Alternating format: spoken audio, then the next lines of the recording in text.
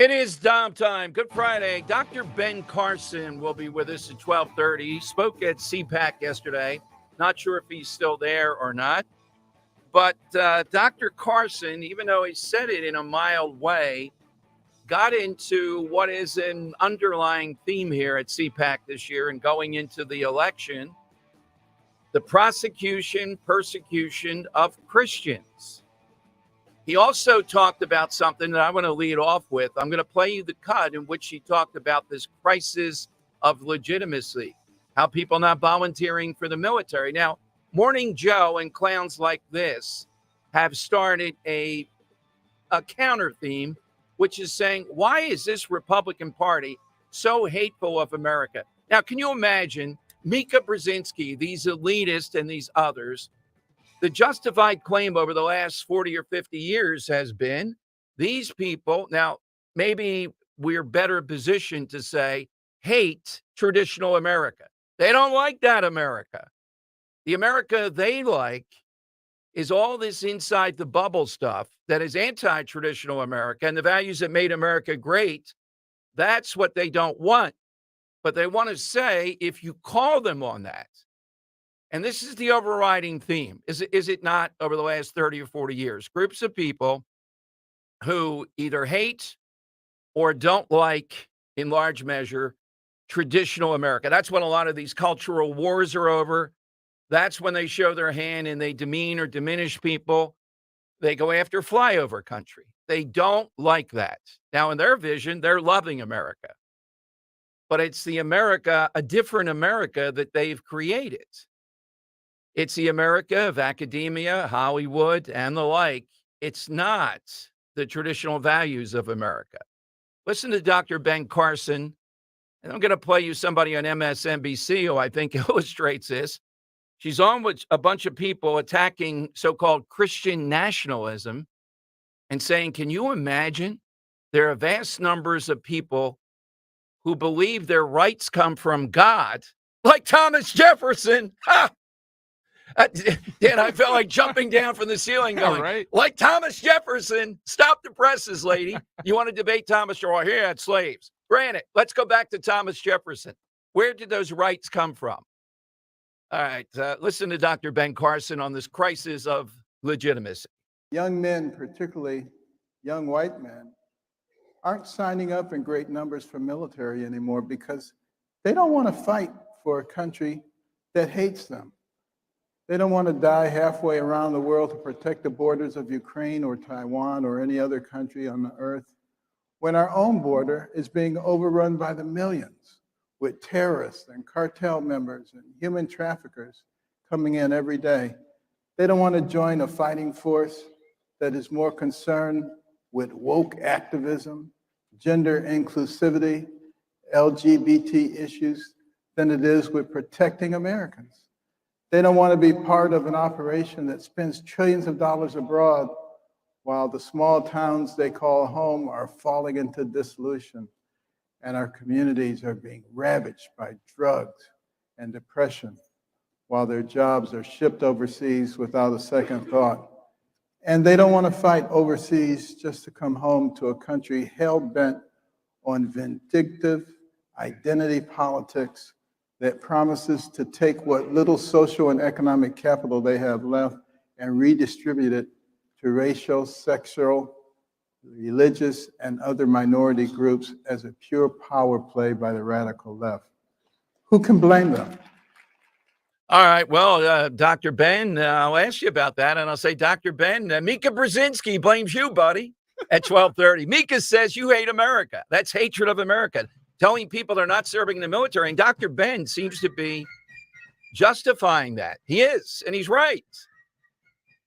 Yeah, why do that under this administration? Now, listen to this wingnut, and it's the first time I've seen her on MSNBC, apparently an expert on so-called Christian nationalism.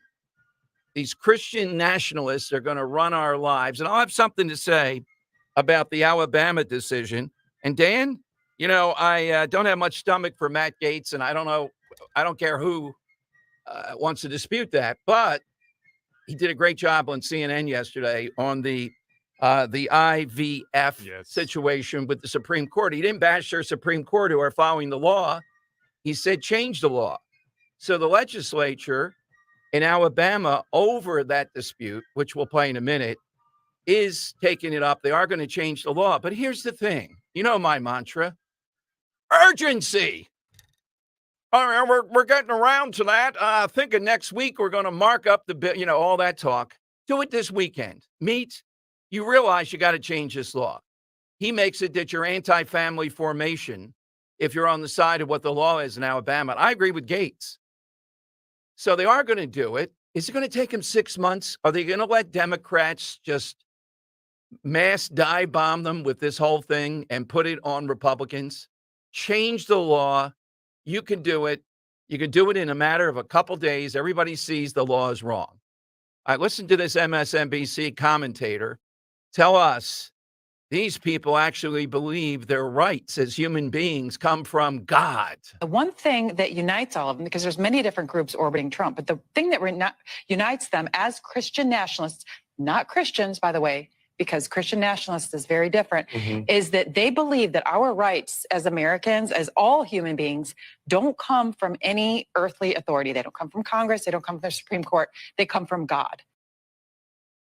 I'm sitting there saying, well, somebody take out a pocket edition of the Declaration of Independence.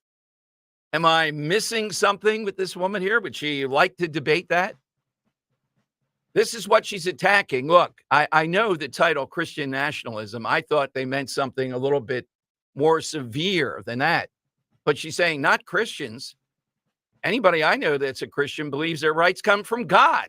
How could they believe anything else?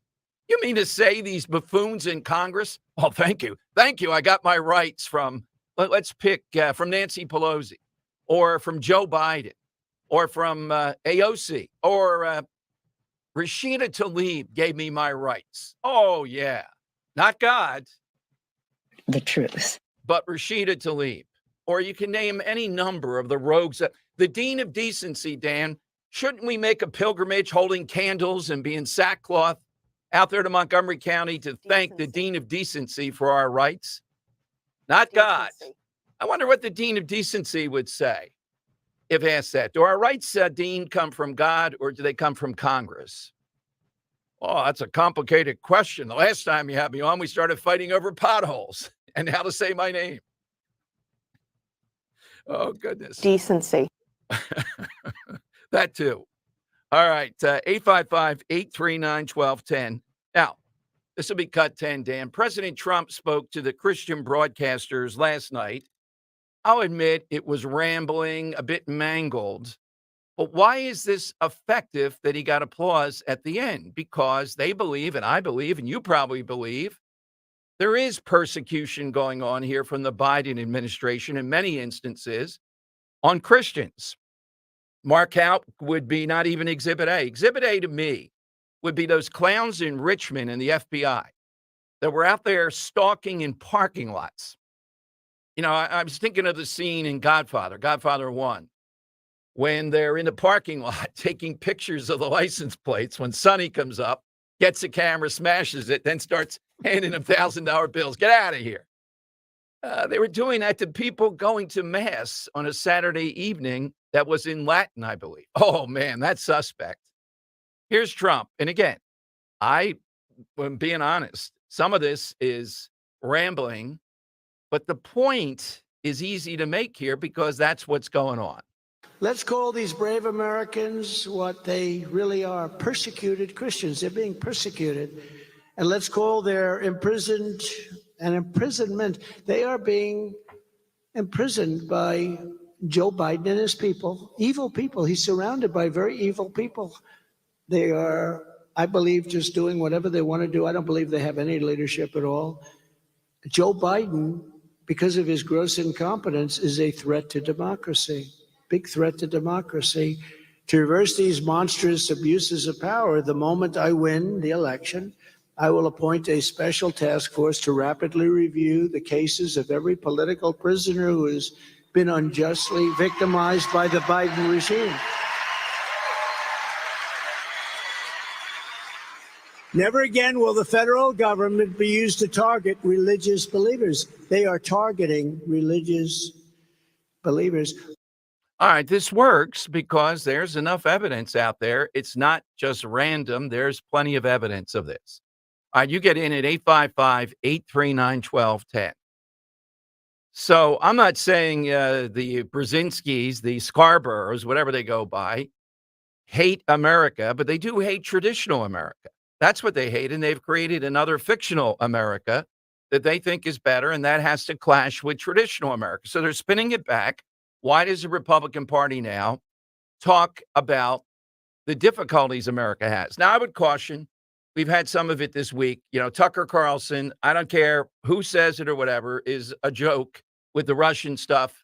I'm glad we mocked them with the subway and with the supermarket. I'm not talking about that kind of critique of America in which we say, yeah, look at life in Russia. That's stupid. I'm talking about the contrast between real traditional America and what the elites perceive America as they want it to be and their left-wing mob. That contrast. I think America is traditional America. And that doesn't mean an America that's discriminatory or anything else. 855-839-1210. So I'm glad Carson talked about that, and we'll ask him about it in a couple minutes. Speaking of military service, today is the anniversary of the raising of the flag on Iwo Jima. Maybe, boy, there's got to be a top 10 iconic photos from World War II. I mean, think of the richness of that, 6 years of it, et cetera. So we're looking today for that all-time photo. Doesn't have to be war. It doesn't have to be anything like that. I'm going to take off the board, Dan. My favorite photo of all time. I don't see how, and I've studied it. I even told Roe, can't we stop over in Sarasota, Florida? They apparently don't revere it there. I'd like to bring it to Philadelphia. It's the kiss. Oh, it's a great one. And each time I look at it, I see another detail. I always thought the woman was a nurse. She was a dental hygienist. It gives you a sense of the formality of that age. She's got the headgear on. She's got the stockings. She's got the white shoes. And she's just a dental hygienist who, you know, I don't think they wear all that stuff today. I'm going to Dr. Benson's on Tuesday. Doc, I need somebody to come in. So she wasn't expecting the kiss? No, not, well, yeah, that's a problem. Now they say, wait a minute, though. It's the end of World War II. Was it consensual, though? I mean, come on. Oh, come on now. I think she's enjoying it. The way she goes back like that. Come on now. Yeah. It was almost like it was staged. Yeah. How about lunch atop a skyscraper? I bring it up a lot. Yes. But I was talking, I got a friend that's in the union. He was up like 50 stories working on some steel, and just the thing that these guys still do to this day. I mean, they're you know, tethered onto the steel most of the times, unless they take their tether off, which is horribly stupid. But you had those guys that were sitting there eating lunch on top of a steel beam above Manhattan as they were building it through the Industrial Revolution. And Dom, there's a lot of questions about this, you know, picture as to whether or not it was staged. But I mean, staged or not, I think the guys are still sitting on a beam, right? Yes. So maybe they didn't eat lunch there every day, but it's still a hell of a picture if you're up there without any protection. They're not tethered in there, just sitting there on a beam above New York. So yeah, when you and I look picture. out the window and we see these guys working on a day like this in downtown Philadelphia, what the crane that drops some stuff, Dan, is about what, 12 or 15 stories high? Yeah. I don't know. I how can't the even guy, look up at it. I can't even. When I walk by, I look down immediately. I don't want to see it, particularly when they're dropping stuff down. You see those like elevators that are made out of plywood, it looks like, on the side of these buildings that they go up to work on the framing. It's like, I don't know how people have that kind of courage, man. I look up to them. Tons of respect. Anything ever get built? My God. Then all the dust and stuff they were churning up that we complained about when it was happening here. Very underrated as our steelworkers, even to this day. Oh, my God. Yes. All right. So hit us with that all-time photo at the end of your call. The question before we get to Dr. Ben, is this pushback? He's an example of it in his speech where he, Dan, did you say Dr. Carson as a potential VP? Oh, I've been saying that for a long time. That's right. You have been. I think Dr. Carson has he applies fantastically to women, especially in the suburbs. I remember when he was running, he had a lot. He was, polling really well with women out in the suburbs. And I think that's what Trump greatly needs to capture. I'm going to ask him about it. Ron DeSantis, a discordant note yesterday saying, no, he's not interested in that. And he doesn't like it that the Trump people seem to be interested in identity politics. Well, as much as I like DeSantis, if a woman in that, somebody of caliber, and there's several there, is necessary to put us over the top, it's going to win Pennsylvania, then I'm going with a woman. Is that identity politics? Which woman has a name that's strong enough to have that kind of pull, though? Yeah. None of them that are there at the top are well known. And see, our listeners know them. They're in talk radio. But outside talk radio, I don't think people know these people. The only person I think is generally known is Sarah Huckabee Sanders because of her former role with Trump. Yeah, and the father. Yeah, she might be known. Yeah. And because of the savage attacks on her. Yeah. And Elise Stefanik, I think she's made somewhat of a name for herself, but not. Yeah. I don't think it breaks through to moderates and those we might be able to swing over from the left. Yeah. So, the governor of South Dakota, Noem, is not a known quantity either yet. She is to conservatives. Yeah, right. But I mean to not these to people, the average person in the street. Yeah. That's what we're looking for. So we'll ask him about all that. Thrilled to have Dr. Ben back with his phone lines.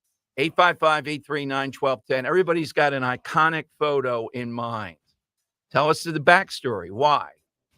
Why did it appeal to you the first time that you saw it? There's art in photography. I mean, there's a million things that go into this. I don't know how that guy was just wandering along taking photos and the kiss happened.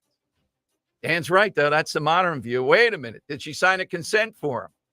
Was she late for dental appointments because of that? Damn, the world was finally, God knows what people were doing.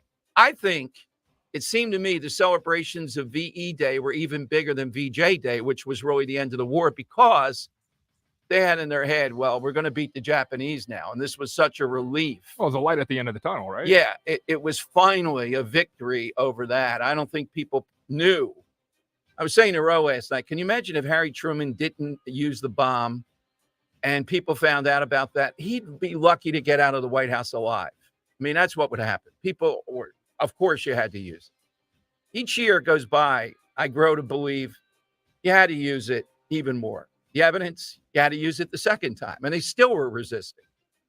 All right, 855-839-1210. You get on board on Talk Radio 1210. Company weekday mornings 6 till 10. Is this Ken in Chalfont, Pennsylvania?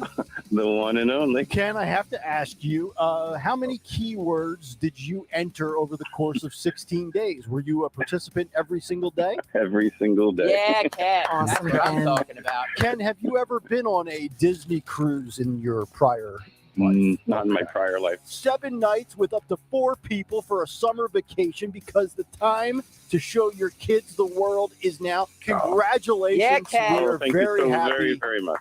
And we are hooking you up, and I'm assuming you will not have an issue finding 3 other individuals to go along, right? Ken, we can't wait to hear, though, who you're going to take. Give us all the pictures. Give us the I'll get updates. you all that. Yeah. This is so exciting. Ken Thank and you so Chalfont, good job, buddy. Thanks, dude. And enjoy your trip. Start your day with Kale and Company. Weekday mornings 6 till 10 on Talk Radio 1210, WPHT, and the free Odyssey app.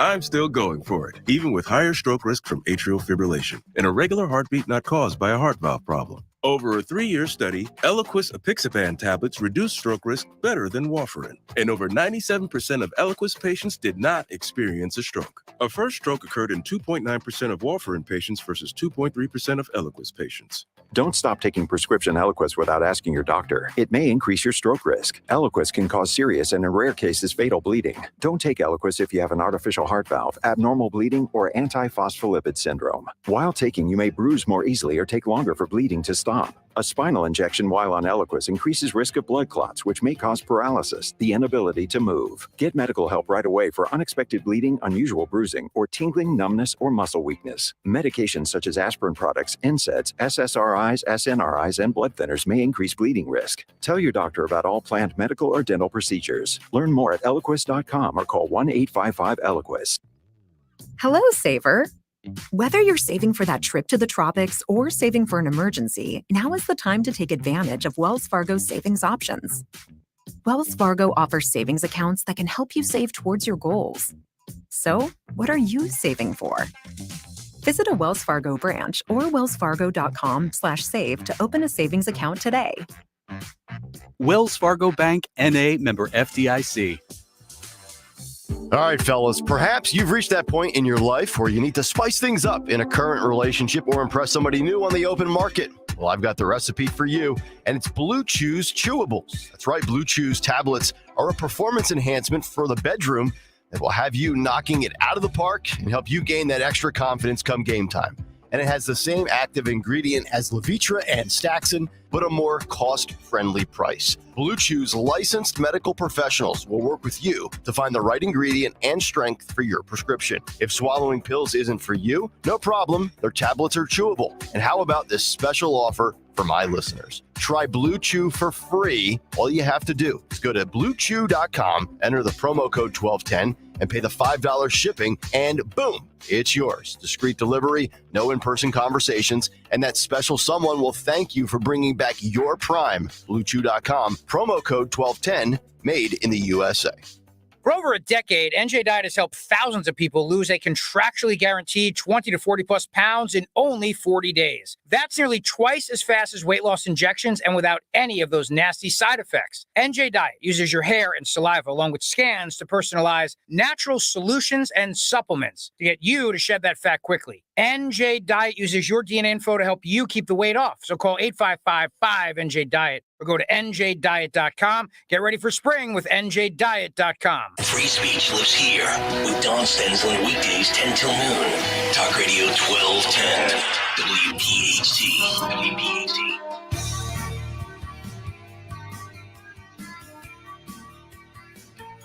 Tom Giordano Show. What a great day to have Dr. Ben Carson on, Dan, because I'm going to ask him about this Alabama situation. The fertility clinics, I think 3 of them have shut down now or paused. And this is another gift to Democrats. We can say all of it's unfair, and it is, the coverage. It's one state, it's Alabama. So here's Matt Gaetz on CNN last night. I thought he did remarkably well by making the case. What they need to do is change the legislation, change the law, so that the Supreme Court then doesn't have to go down this path in Alabama. And then somehow or another, Trump gets blamed that he's in favor of this. Every Republican's in favor of it out there. Here's Matt Gaetz. Alabama Supreme Court ruling that frozen embryos are considered to be children. Do you think that they got that ruling right? Well, I think the court correctly assessed the law, but I believe the Alabama law needs to change because the Republican Party cannot be the party against family formation. And when we're at the point where we're confusing like families like those you just had on with abortionists, like something is totally wrong. The people who want to have a family should have the government and the law on their side. And the notion that discarded embryos in IVF somehow turn these people who want children and want families and want the American dream into criminals is really wrong. So for those in the Republican Party and the pro-life movement, as they describe themselves, who say that this is necessarily the next frontier, they're wrong. Pro-life means being pro-IVF. And I've worked side by side with progressive Democrats like Sarah Jacobs to make sure that our military members can have access to IVF in the event of deployment or other challenges to family formation. So you're always going to find me on the side of family formation, not against family formation. I believe the Alabama legislature ought to amend their law so that IVF can occur safely in the Yellowhammer state. He was very direct. He didn't do as I'm going to do here in a second. These outlier pro-life groups, they're outliers. We've been through this before. We've been through this before with their 6-week demand and Ron DeSantis. I got to win Iowa, so I'm going to go forward with that. But I will tell you this, some disturbing signals. I think he's too smart to do this during the general election. And I don't know how it leaks out, but somebody inside the Trump camp leaks out that President Trump favors this 16-week national ban. I don't favor a national ban. We were through this. If you're going to be consistent as a conservative, what was it we said about Roe v. Wade? This should have been settled at the state level. Making that national, as the Supreme Court did, was ridiculous. That was the argument. Alito got it right. I would be shocked if Trump comes out and says, yeah, after thinking about it, we're going to do a 16-week ban nationally.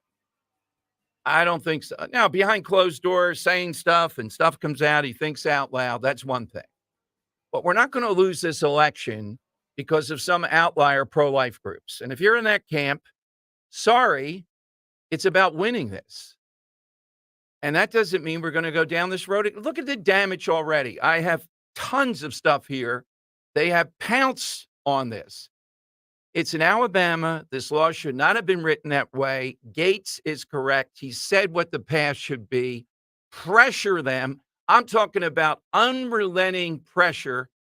I wouldn't even give the Republicans there. We're going to replace you in any way, shape, or form, but we have to, Dan. If you can't get the legislature to change this by March, any one of those that are reluctant to do that, we're taking them out in a primary. We're taking them out now, and we're going to stop this stuff. It's that simple. I can't agree with you more. Like when this happened, Dom, I was off. Mm-hmm. I got 4 text messages from multiple people in my generation who said, I want to vote Republican, but now I can't. I've been labeled a murderer. They truly believe that with this one ruling, because they have eggs that are frozen, because, getting later in life, or, one of my friends has a wife who has fallopian tubes that are, a little bit closed compared. And so it's become a medical practice to bring the miracle of life to women who might not be able to experience it otherwise. Right. And a lot of people out there, 4 of my friends, a lot of people on social media and all are furious about this because it's stupid. It should be an easy election for Republicans this time around, but a ruling like this is a shot in the foot because you just have a lot of people now that you just labeled as murderers that are going to hop off the train and vote otherwise. I can't blame the Alabama court as I look at it, though. I think they're following the law. Gates is right. They have to change the law here. I blame the Alabama legislature. Now, are we going to be able to get them? Why is this happening in 2024? Election year? I don't know when 6 months before. Right. I don't know when they put. Well, I can tell you why. This law has probably, Dan, been in there for a while. And then activist Democrats were smart enough to bump it up the chain. They get in front of this court. And I think Gates is right where I sit. I don't think the court was in error based on the law. Now, should they have said, we don't care about the law, we just want to beat the Democrats? Yeah, I might be whispering that to them. I think it's more of a legislative problem. So the issue has to be, get this out of here. And if there are people in Alabama that want to fight over this, let them know what the consequence is going to be. This just gives them the fodder they want, distraction. On every other level, this is an election they know they're going to lose. You let them play around with stuff. This is even worse than the 6-week ban in its own way. Gates is right. Family formation. How can you be against family formation? How can you be that wedded to this? You want to take that position on principle? Fine. You're not going to let us lose on this, though. That has to be the mantra. Are we united on that? So I'm going to ask Dr. Ben Carson about this. I don't know what he's going to say. He might, Dan, be on the other side of that. I would be disappointed. Yeah, it'd be disappointing. But I also want to talk with him about being VP. And I want to talk about what he said about people not joining the military. It's making a good bit of news. He's here at 12:30. All right, let's go to Mike in Fishtown. Mike, you're on Talk Radio 1210. Mike, what do you have on the photo today? Yeah, Don, I told Jim I missed the first 5 minutes. Did you guys mention the raising of the flag at Iwo Jima? Yeah, that was the topic. Yeah, that's where it's coming from. That's the point of a side question. Yes. Okay, yeah. Okay, my backup is Uncle Sam needs you, where he's sticking his finger right in your face. Uncle Sam wants you. Yeah, definitely. That is Uncle Sam. You can't go wrong with that as a photo over the course of time. The question is that a photograph or is that it's more of a poster. Yeah, a painting, we'll allow it for now, but we're really looking for more of a poster. All right, Dr. Ben Carson, picture. Dr. Ben Carson is next here. D-Day, June 6th, 1944. This isn't another luxury tour. It's a pilgrimage, and you know why. It's the 80th anniversary of the momentous event you and I call D-Day, Operation Overlord, the invasion that sealed the fate of Adolf Hitler. Be there for the ceremony. It's the only day of the year to meet survivors of the invasion. 11 days in Europe, you get fully escorted by America's leading expert on France and the D-Day invasion, Ken Chase. All this for just $55.89, including airfare. The Champagne Day Trip, the City of Light Paris, the Battle of the Bulge, General Patton's gravesite, the Siegfried Line, Mulberry Harbor, Utah, and Juneau, even at King Tiger, Bastonia, and the Foxholes. You'll see where the Rangers scaled the cliffs at Pointe du Havre, at Santa Mare Église. It's June 6th. This event sells out quickly. Call 888-733-9494. You'll love Ken Chase. You'll love the trip. The website is easy to go to, conservativetours.com. Omaha Beach on June 6th. Be there. Weather sponsored by Morgan & Morgan. Clouds will continue to hang around through the day today. Scattered shower possible, especially south and east, with a high near 50. Tonight, partly to mostly cloudy, low 36. And for Saturday, cooler, becoming partly sunny, with a high 44. I'm John Morgan of Morgan & Morgan. If you've been injured in an accident and would like to know the value of your case, go to forthepeople.com to see cases just like yours. You see, all lawyers are not the same. Morgan & Morgan. Visit forthepeople.com for an office near you. And paid for by 24/7 Holdings, LLC. Attention business owners. Are you tired of those hefty credit card fees cutting into your profits? Well, we've got some exciting news for you. Thanks to the Dodd-Frank Act, there's now a game-changing solution to save you at least 95% on your processing expenses, guaranteed. Imagine processing unlimited transactions for as low as $49 a month. Our patented software gives your customers 2 price points based on how they pay, full or credit card price. It's that simple. And here's the best part. You can enjoy 24/7 support, next-day funding, a virtual terminal, online gateway, and ACH processing. Our patented solution is available in all 50 states, making it the go-to choice for thousands of businesses looking to eliminate processing fees for good. If you're ready to take your business to the next level, call 800-396-1171 now. Don't miss out on this incredible opportunity to save 95% on processing fees, guaranteed. Call 800-396-1171 and make the change today. That's 800-396-1171. Again, 800-396-1171. Talk Radio 1210 WPHT, live from the Cherry Hill Volvo Studios, where relationships matter. Doctor, give me the news. I got a bad case loving you. All right, another doctor is in the house, one of our all-time favorites over the last 10, 15 years here on the Dom Show. Dr. Ben Carson spoke at CPAC yesterday. Very important speech. Talked about the crisis, the legitimacy crisis, among other things. Let's go to Dr. Ben. Dr. Ben, welcome back to Philadelphia. Always good to be with you. Thank you so much. Well, Dr. Ben, yesterday, that was a powerful speech, and particularly laying it on the line. I've been telling listeners about it. We played an excerpt. But talk about this legitimacy crisis that you mentioned. Well, you know, our government is supposed to represent the people and supposed to represent the interests of the people. And, you know, when our founders put things together, they gave us a constitution that would ensure that the government would do that. But in fact, the government has deviated away from that. And they seem to have their own agenda at this point. And it certainly is not one that most of the American people would agree with. So there is a real crisis of legitimacy there. Do they really represent us? And, you know, the Constitution specifically states that when they don't represent us, we have the right to change it. Now, the best mechanism for changing it, obviously, is learning to vote appropriately. You know, most people, when they go in the voting booth, they're just looking for the name that looks familiar. They don't really know who these people are.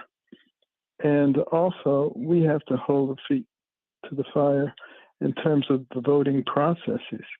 When people say you can observe, but you have to observe from way over there where you can't see what's going on, we don't have to accept that. We don't have to accept it when they say the signatures don't match or the addresses don't match or 1,000 things can come from the same address and that it really doesn't make any difference. It's just a small difference. We don't have to accept all of these things. That's part of we the people, and we've been the ones that the country is supposed to be about.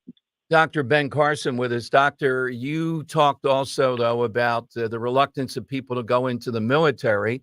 and I know exactly what you were talking about. You laid out a lot of the reasons why. The other side, though, some of them like Joe Scarborough and people like that, they say this is encouraging hatred of America. That's their new narrative. I'm sure you've heard it. What's Dr. Ben's response to that? Well, my response is that we ought to just use common sense. You know, what is the military for? It's for the protection of the population.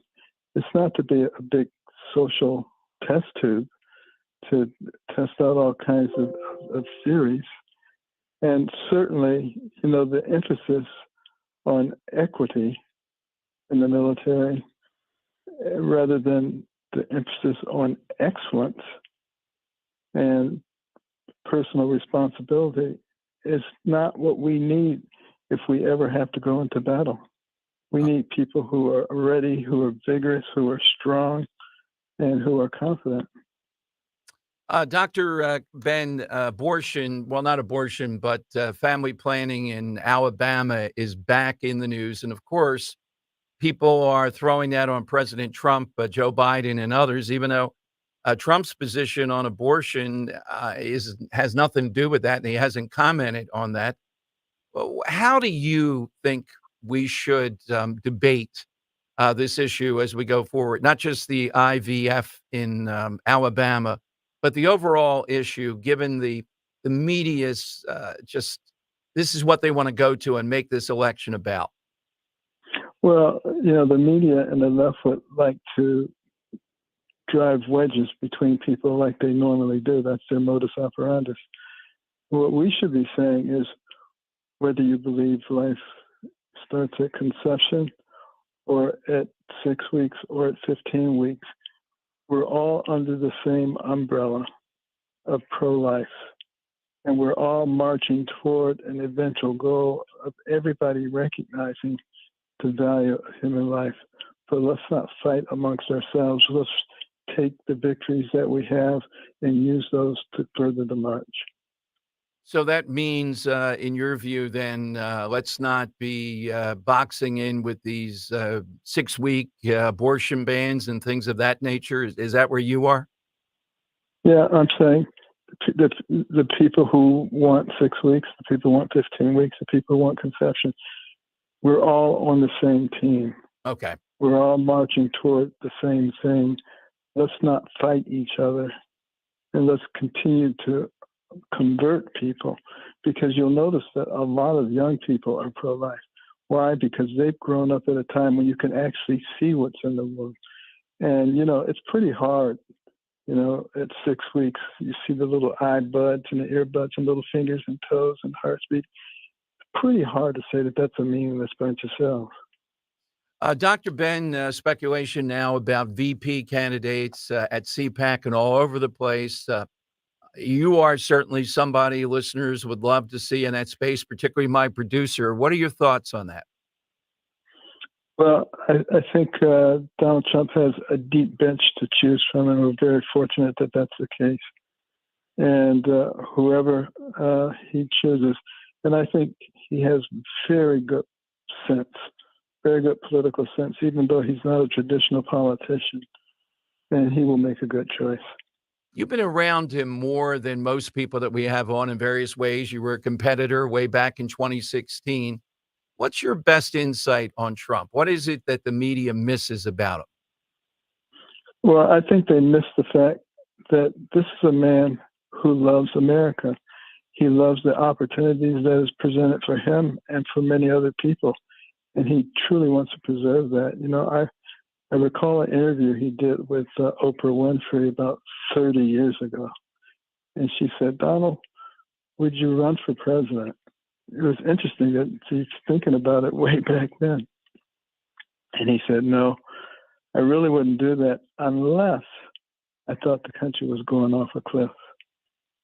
And it clearly was going off a cliff. And if he had won in 2016, think about what would have happened. You'd had Hillary Clinton and 3 more left-wing Supreme Court justices, and who knows what else. And we'd probably already be over that cliff. When you decided to run, because every time I actually speak with you, I've never met you in person, but I think we've talked a dozen to 15 times.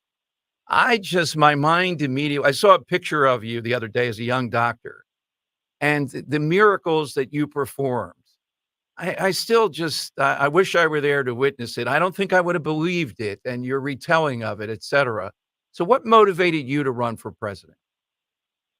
Well, you know, I don't believe it either. Sometimes I look back at my outfit and I said, "You did what?" Exactly. But, And more than anybody I have on, I just think, how did this guy do this? Can I just point to one particular thing? It's the separation of the conjoined twins that he did. It's like it's fascinating that he was able to do that. And Yes. wow, Doc. That's God working Well- through an extremely talented doctor. Well, you know, I would have had no intention of going into the political arena. If you'd asked me, 12 years ago, I said, "You're crazy. There's no way I would do that." But after I gave the prayer breakfast speech in 2013, everybody was saying, "You should run for president." And I said, "These people are crazy." I said, "If I just ignore them, it'll go away." But it didn't go away. Every place I went, people had placards, "Run, Ben, run." I had over 500,000 petitions in my office. I finally said, "Lord, if you really want me to do this, you have to give me all the things that someone who runs for president has. A Rolodex with all the important names, an organization, a bunch of money." Next thing I knew, all of those things were there. Our organization was raising more money than the RNC.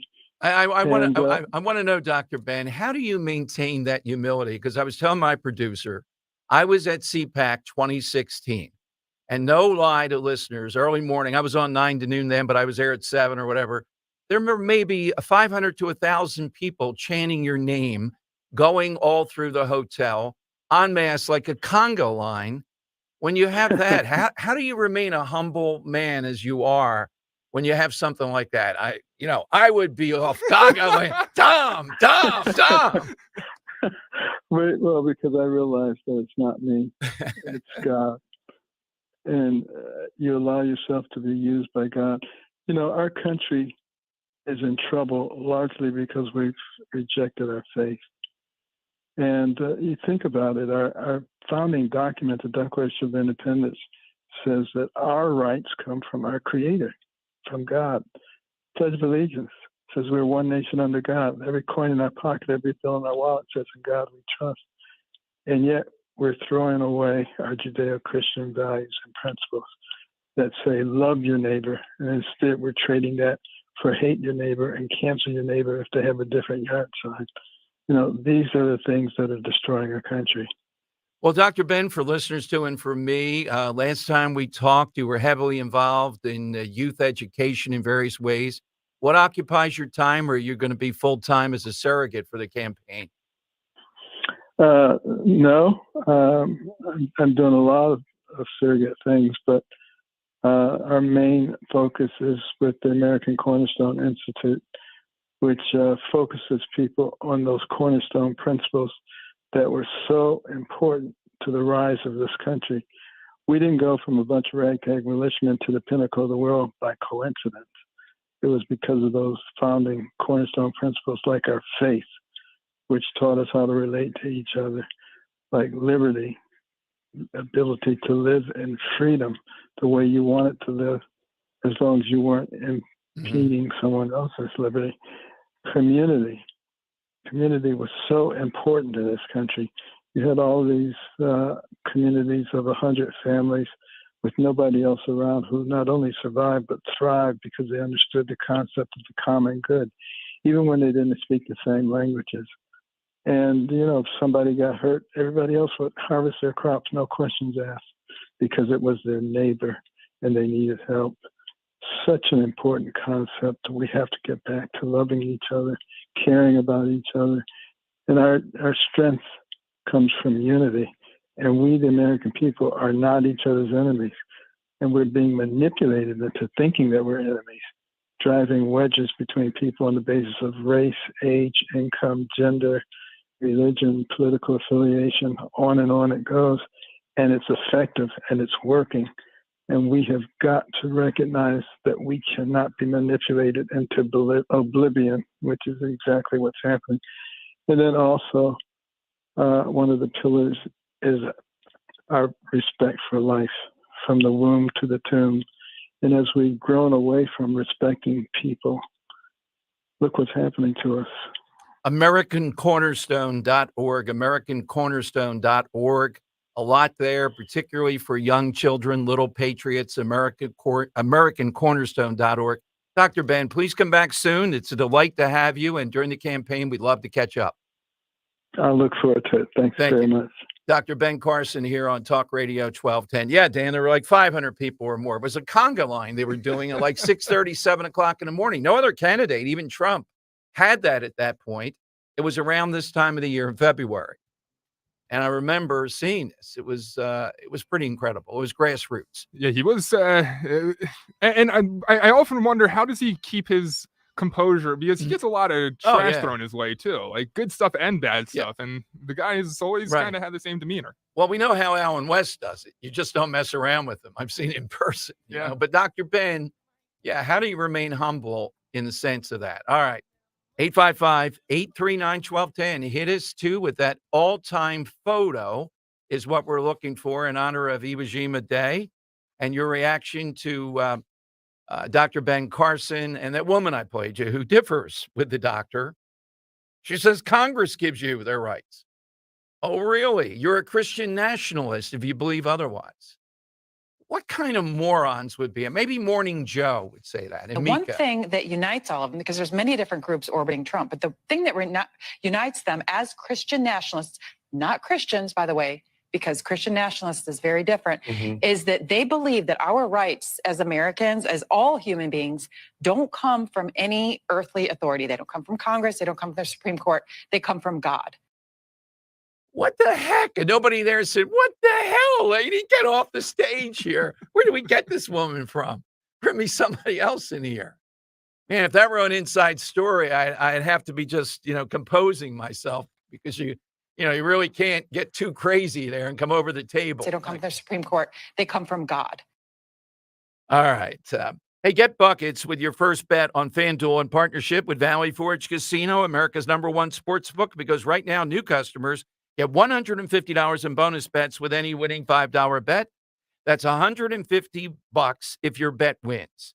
You can pick a pre-made bet from the app. They have tons of them for parlays and the like. Bet on all your favorite NBA players and teams, quick bets, live same-game parlays, exclusive props.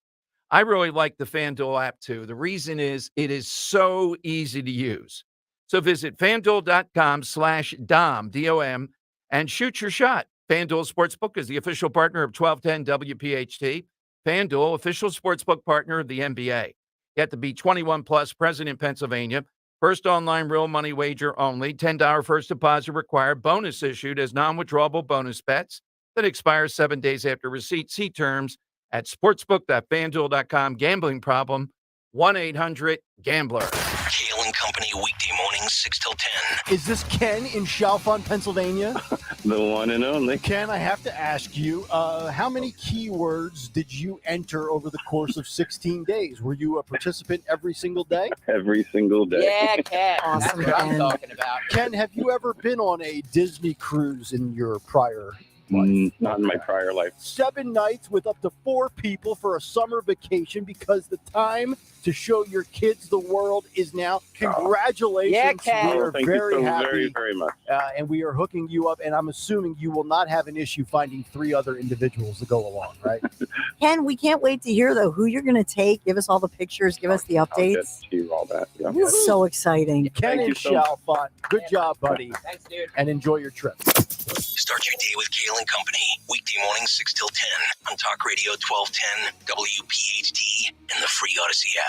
If you're hiring, it can feel like you're trying to find a needle in a haystack. You can hope the right person comes along, or you can just use ZipRecruiter. And now you can try it for free at ZipRecruiter.com/radio. In fact, ZipRecruiter has helped a lot of business owners find their needle in a haystack, like Marco, president of operations at Telly Tires and Auto Centers. Because Telly Tires has grown a lot in the last few years, Marco needed to hire everyone from a receptionist to a store manager to a head mechanic.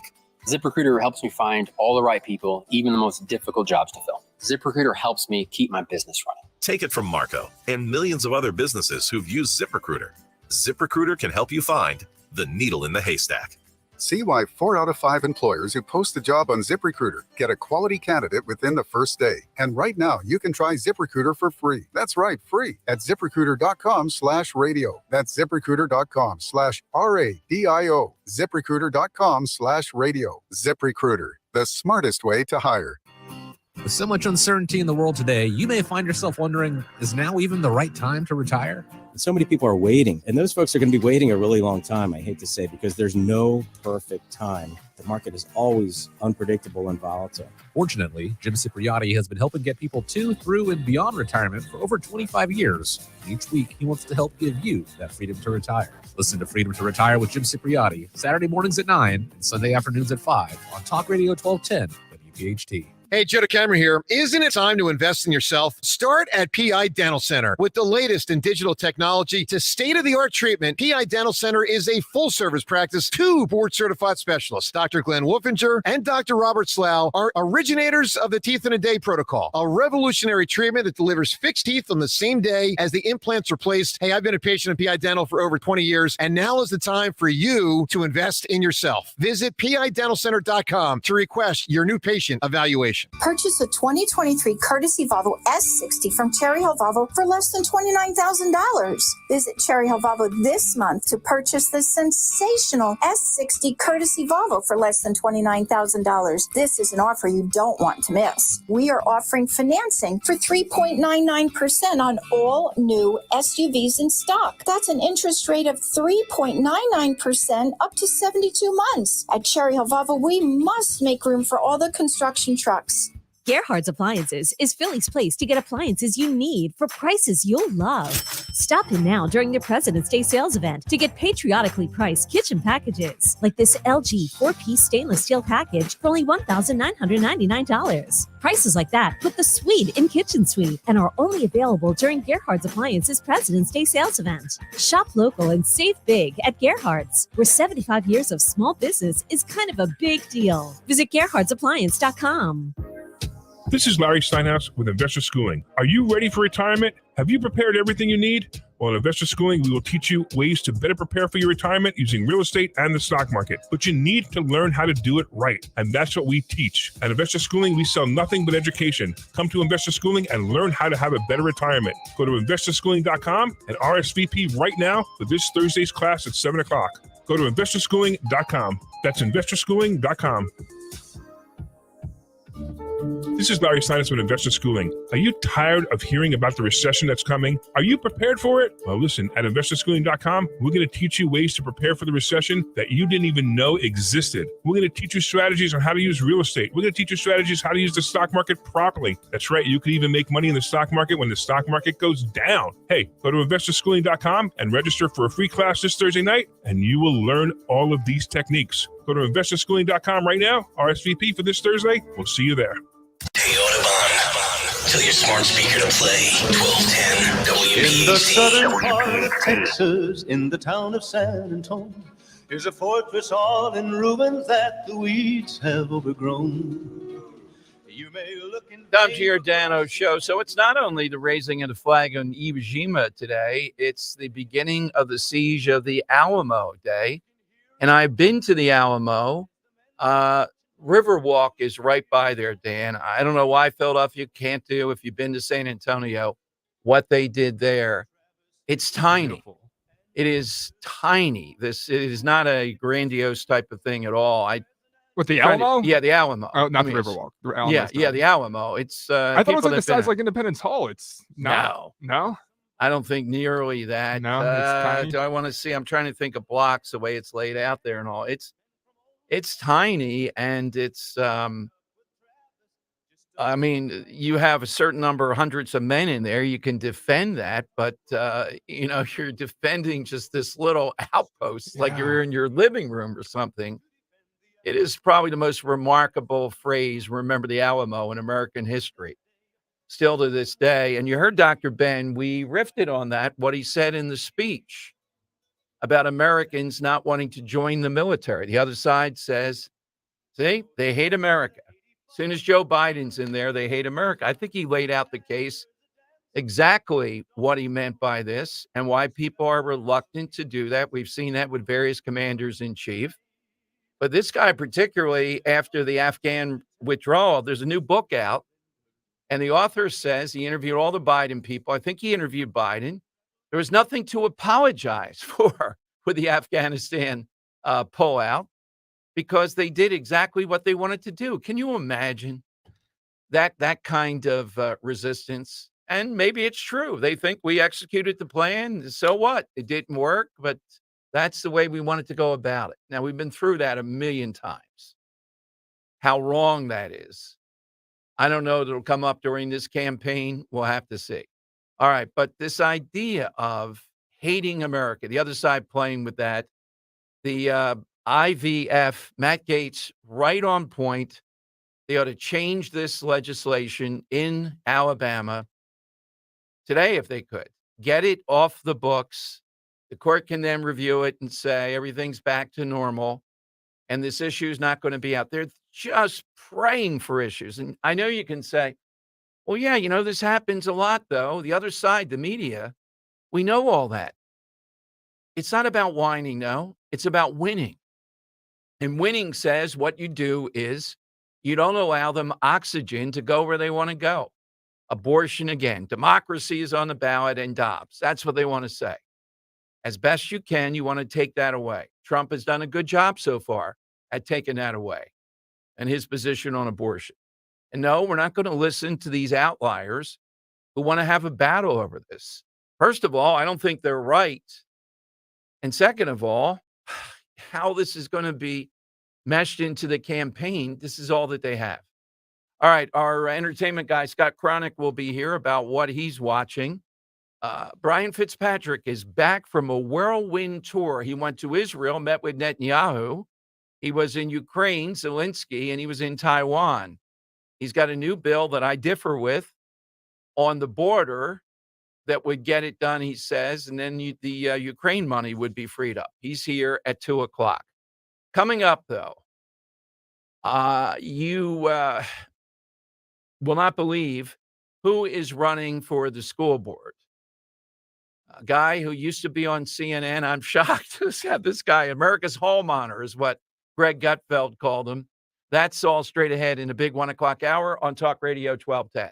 Diabetes, high blood pressure, anxiety meds, everyone's on them. If you're a 50-year-old male, maybe a bit porky, and you may even have type 2 diabetes, $1 million of term insurance may only cost you about $200 a month. Call Term Provider. Speak with Big Lou at 800-200-1966. Big Lou will find a term life policy for you even if you have type 2 diabetes, are overweight, or have high blood pressure. Term Provider has helped thousands of people like you who think they can't afford term life insurance. To buy $1 million of affordable term life for you, all you need to do is call Big Lou at 800-200-1966. Lou will make sure the scales are tipped in your favor. Call 800-200-1966. Big Lou will answer your call and work to fit you into a term life policy that you can afford. Remember, Big Lou's like you. He's on meds too. Call 800-200-1966, 800-200-1966, or biglou.com.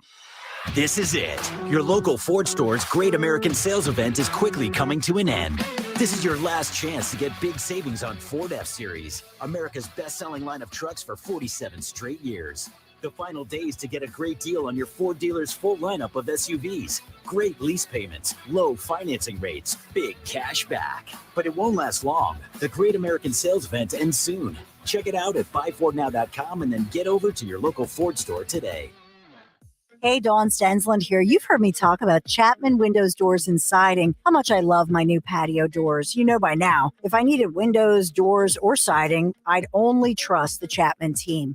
If you're thinking of updating your current siding or removing your current stucco and replacing it with siding, think Chapman. With the new updated siding choices available, the curb appeal of your home will pop. If you currently have stucco, updating it with James Hardy plank or vinyl siding will truly add value to your home. If you're looking to sell, you can bet buyers will value updated new siding. And right now would be a good time to get ahead of the ball and plan your siding project for 2024. The certified Certified Chapman installers are the folks you want on the job. If you or someone you know are looking for windows, doors, siding, stucco remediation, shutters, or hardware, give them a call or text them 610-431-8898, ChapmanWindowsDoors.com. Chapman, the name I trust. Tell them Dawn sent you.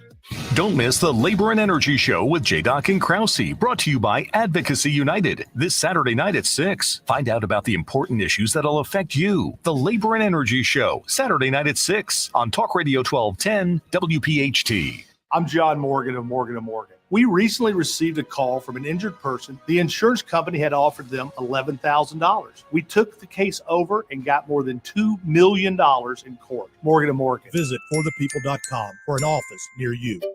Finding great candidates to hire can be like, well, trying to find a needle in a haystack. Sure, you can post your job to some job board, but then all you can do is hope the right person comes along, which is why you should try ZipRecruiter for free at ZipRecruiter.com/free.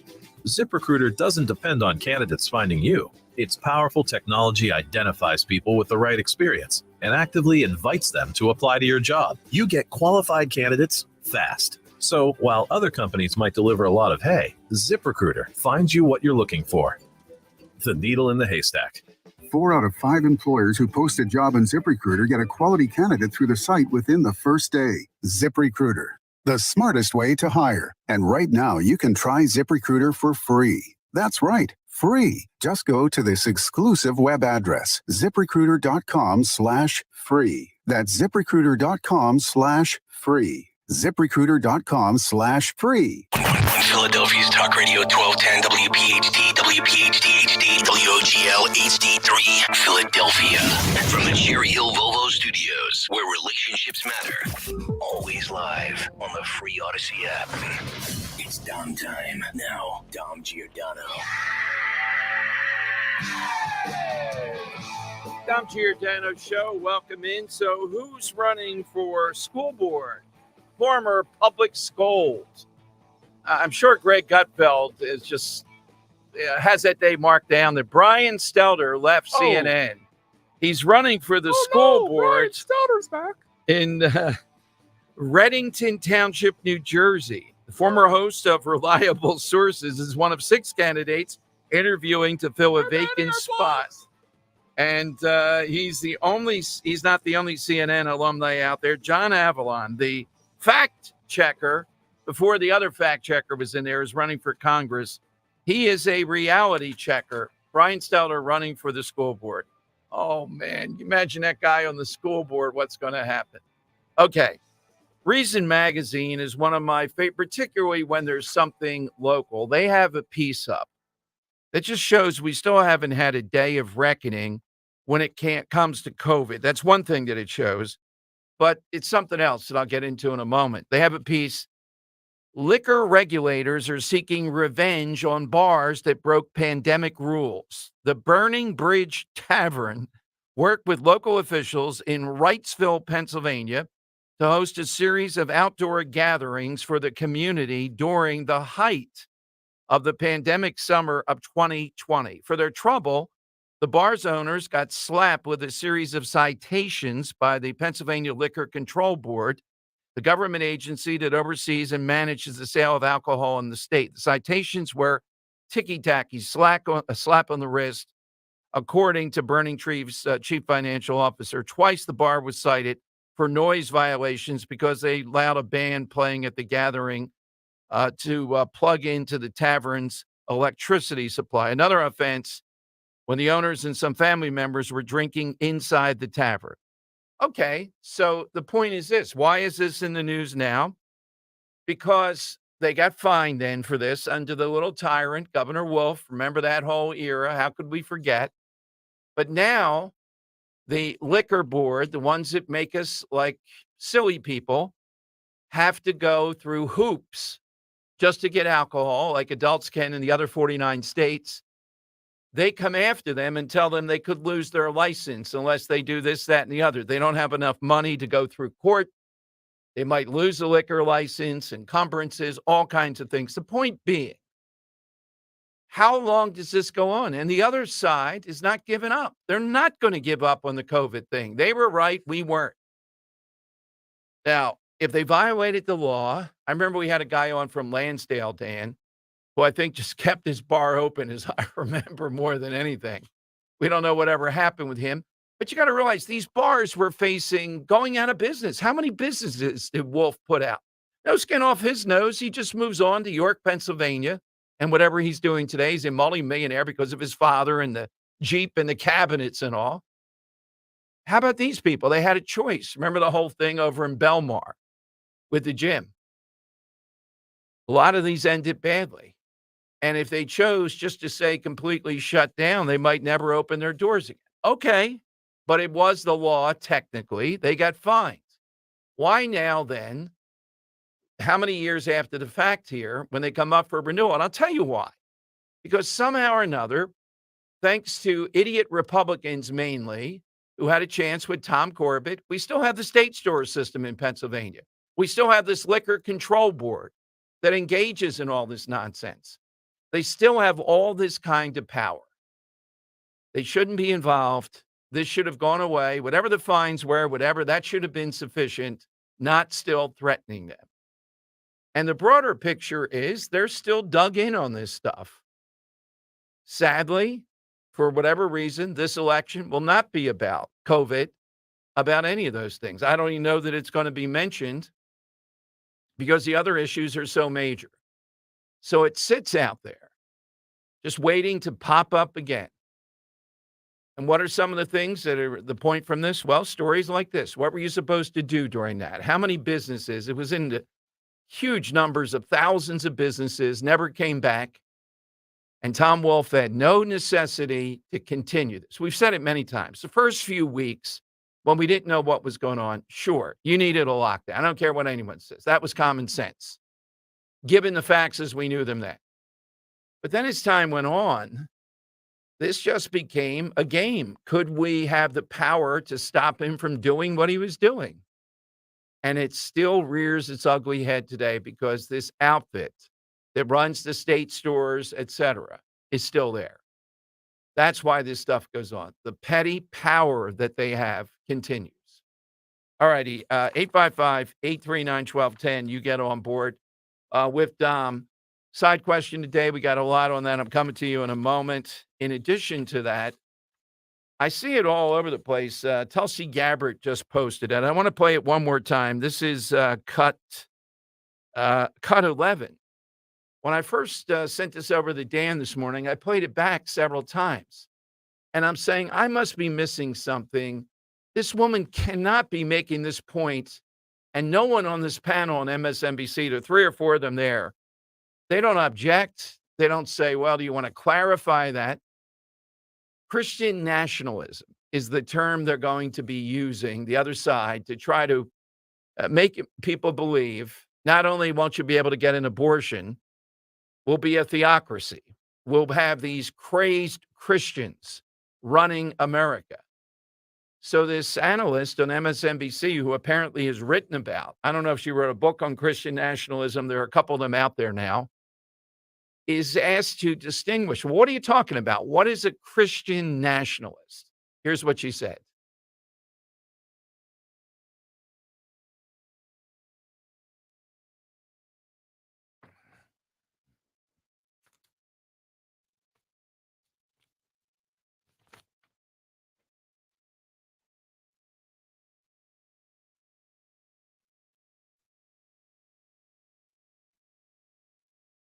Yeah. And this is out there all over the place now. Like, who in the world believes this stuff? Well, apparently a lot. I don't know. There was a lot of people pushing back on MSNBC other than people that ordinarily wouldn't watch it to say this is a perfect example of what we're facing here. An alleged expert, and she believes your rights as a human being come from Congress and the Supreme Court.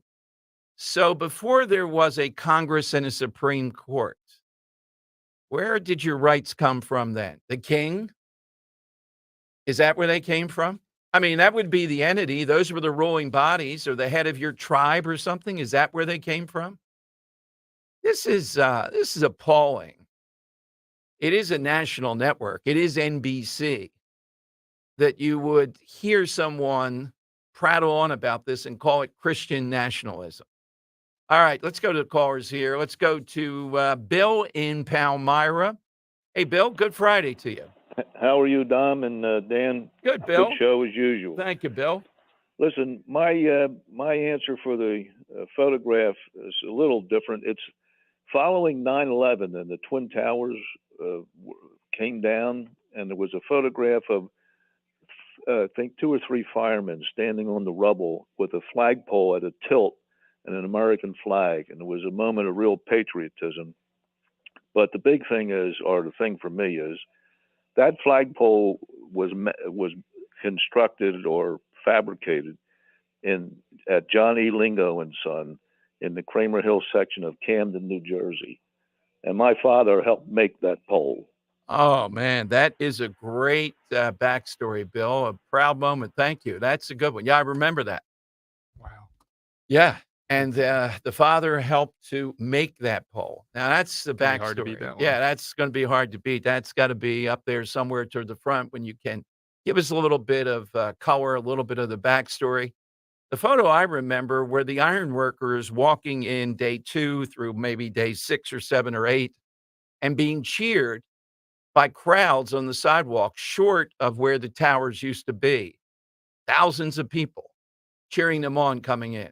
I mean, those were rare things that we saw. But his backstory with the father and the making of the pole, that's exactly on point. I think that's probably the event of the 2000s plus that will be remembered like these other photos, 9/11. Mhm. Do you think there are many others that?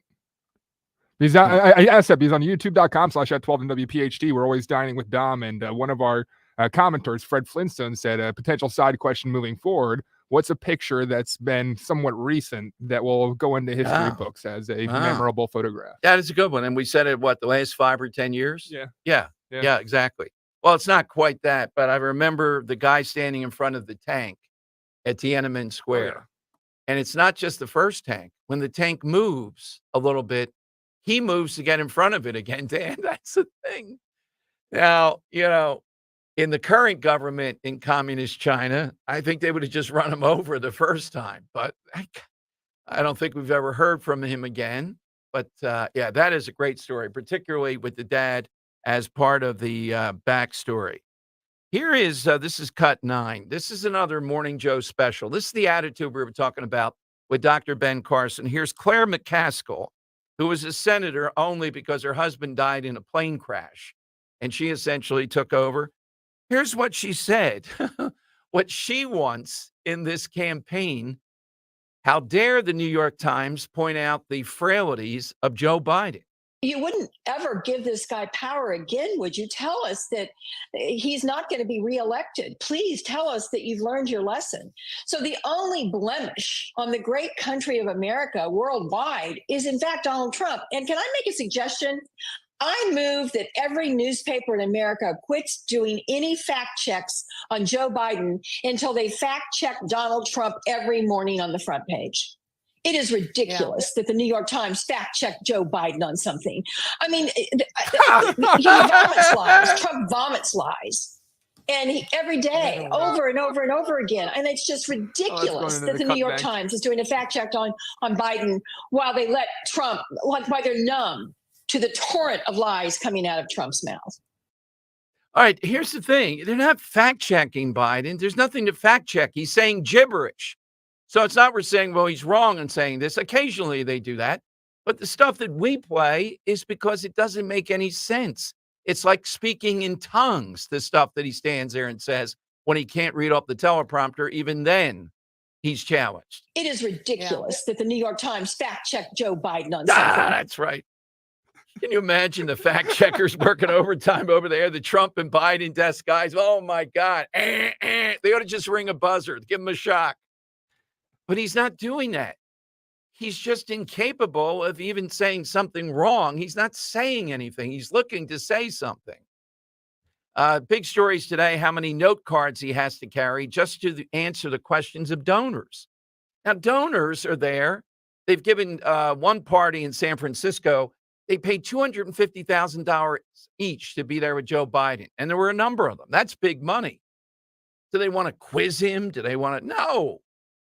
It's more access, being there with the president, whatever. And he has to, yes, Dan Borowski, I see your question. I will now answer that. Now, the cards may get flipped at times. Do they have to come up with a way to make sure the cards don't get out of whack? Then he might say anything to anybody.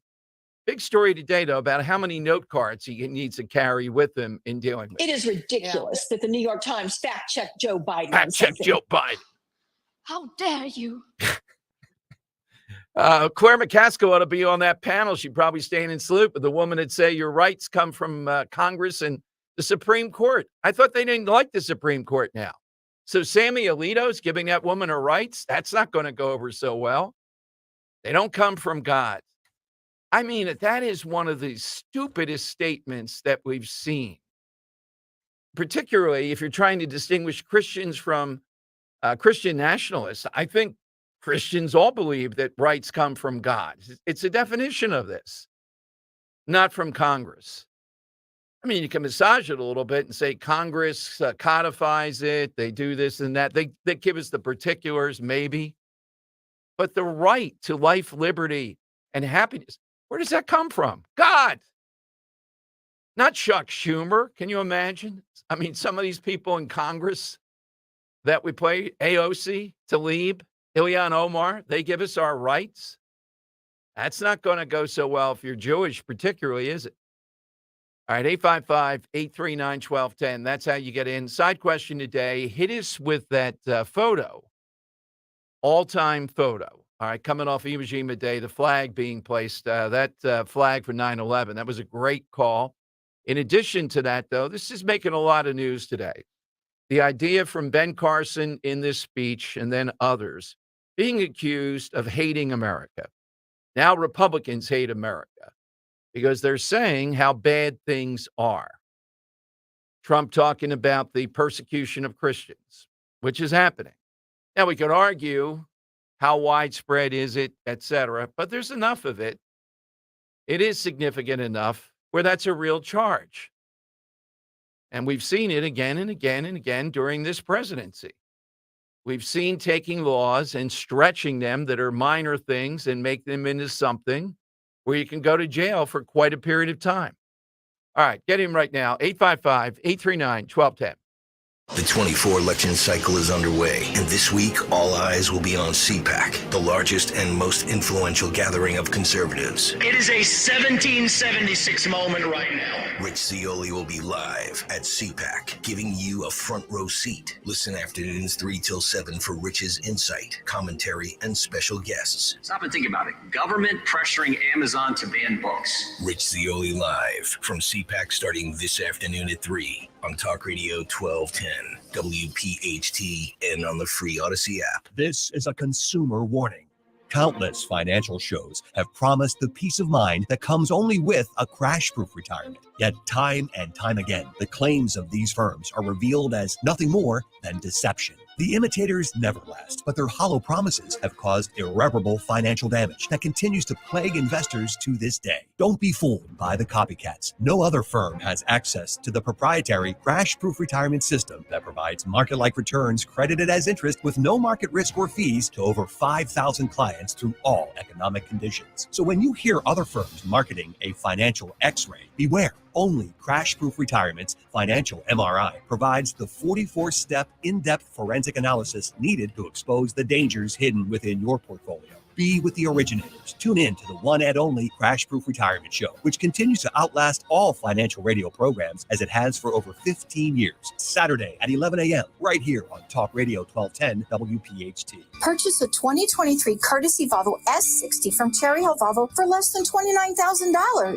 Visit Cherry Hill Volvo this month to purchase the sensational S60 courtesy Volvo for less than $29,000. This is an offer you don't want to miss. We are offering financing financing for 3.99% on all new SUVs in stock. That's an interest rate of 3.99% up to 72 months. At Cherry Hill Volvo, we must make room for all the construction trucks. Hi, Stephanie from Emmons. Are you not loving your bathroom? Is the King's Throne looking a little outdated and run down? Let Emmons Design Specialists design a bathroom that you will love and one that Emmons will redo in as little as 1 day. An affordable, maintenance-free bathroom with little to no inconvenience to you and your family. With finance options available, there's really only one problem. Your bathroom will be so nice, your king may never want to come out. Call Emmons today at 856-885-6677 or visit us on our website at callemmons.com. Comedian Joe Conklin. Mike, I'm excited. The Eagles' home opener is in Brazil. Jalen Hurts can't read defenses in English. How the heck's he going to read them in Portuguese?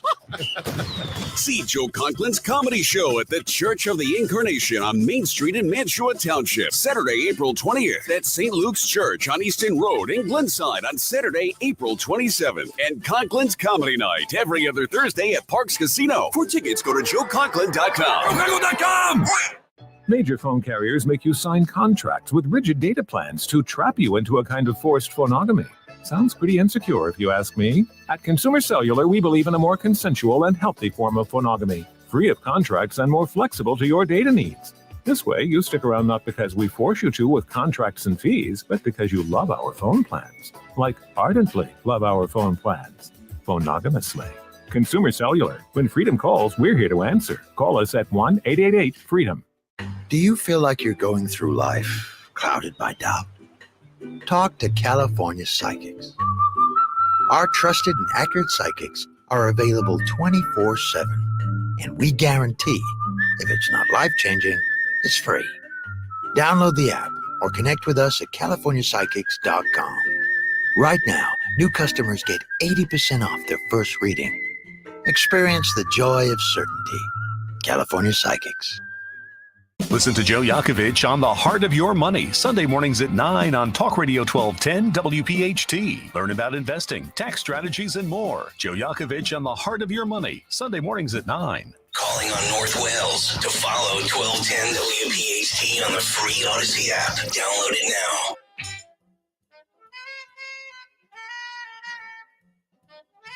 All right, Dom Giordano's show. Good Friday. So we've been talking about this IVF situation in Alabama where the ruling is the embryos that may be discarded in some instances are children. All right. Problematic for Republicans, media sniffing the trail to go after Trump, who has nothing to do with this in any way, shape, or form. But even worse, Sonny Hostin, an all-time repellent figure. I know it's easy for the crowd to talk about Joyous Joy Behar. It's Hostin who's the most hostile, the most ill-informed, because she thinks she's a lawyer and informed. And she brings up with this ruling, she thinks, you're going to play it for you too, it's about white people wanting to be relevant, to make more white babies. Now, the thing that is one of the most perverted things, and it's been around, I wouldn't say when I first got into talk radio, are these projections that by 2050, she says it too, a group says the majority of Americans will be multicultural. They will not be white.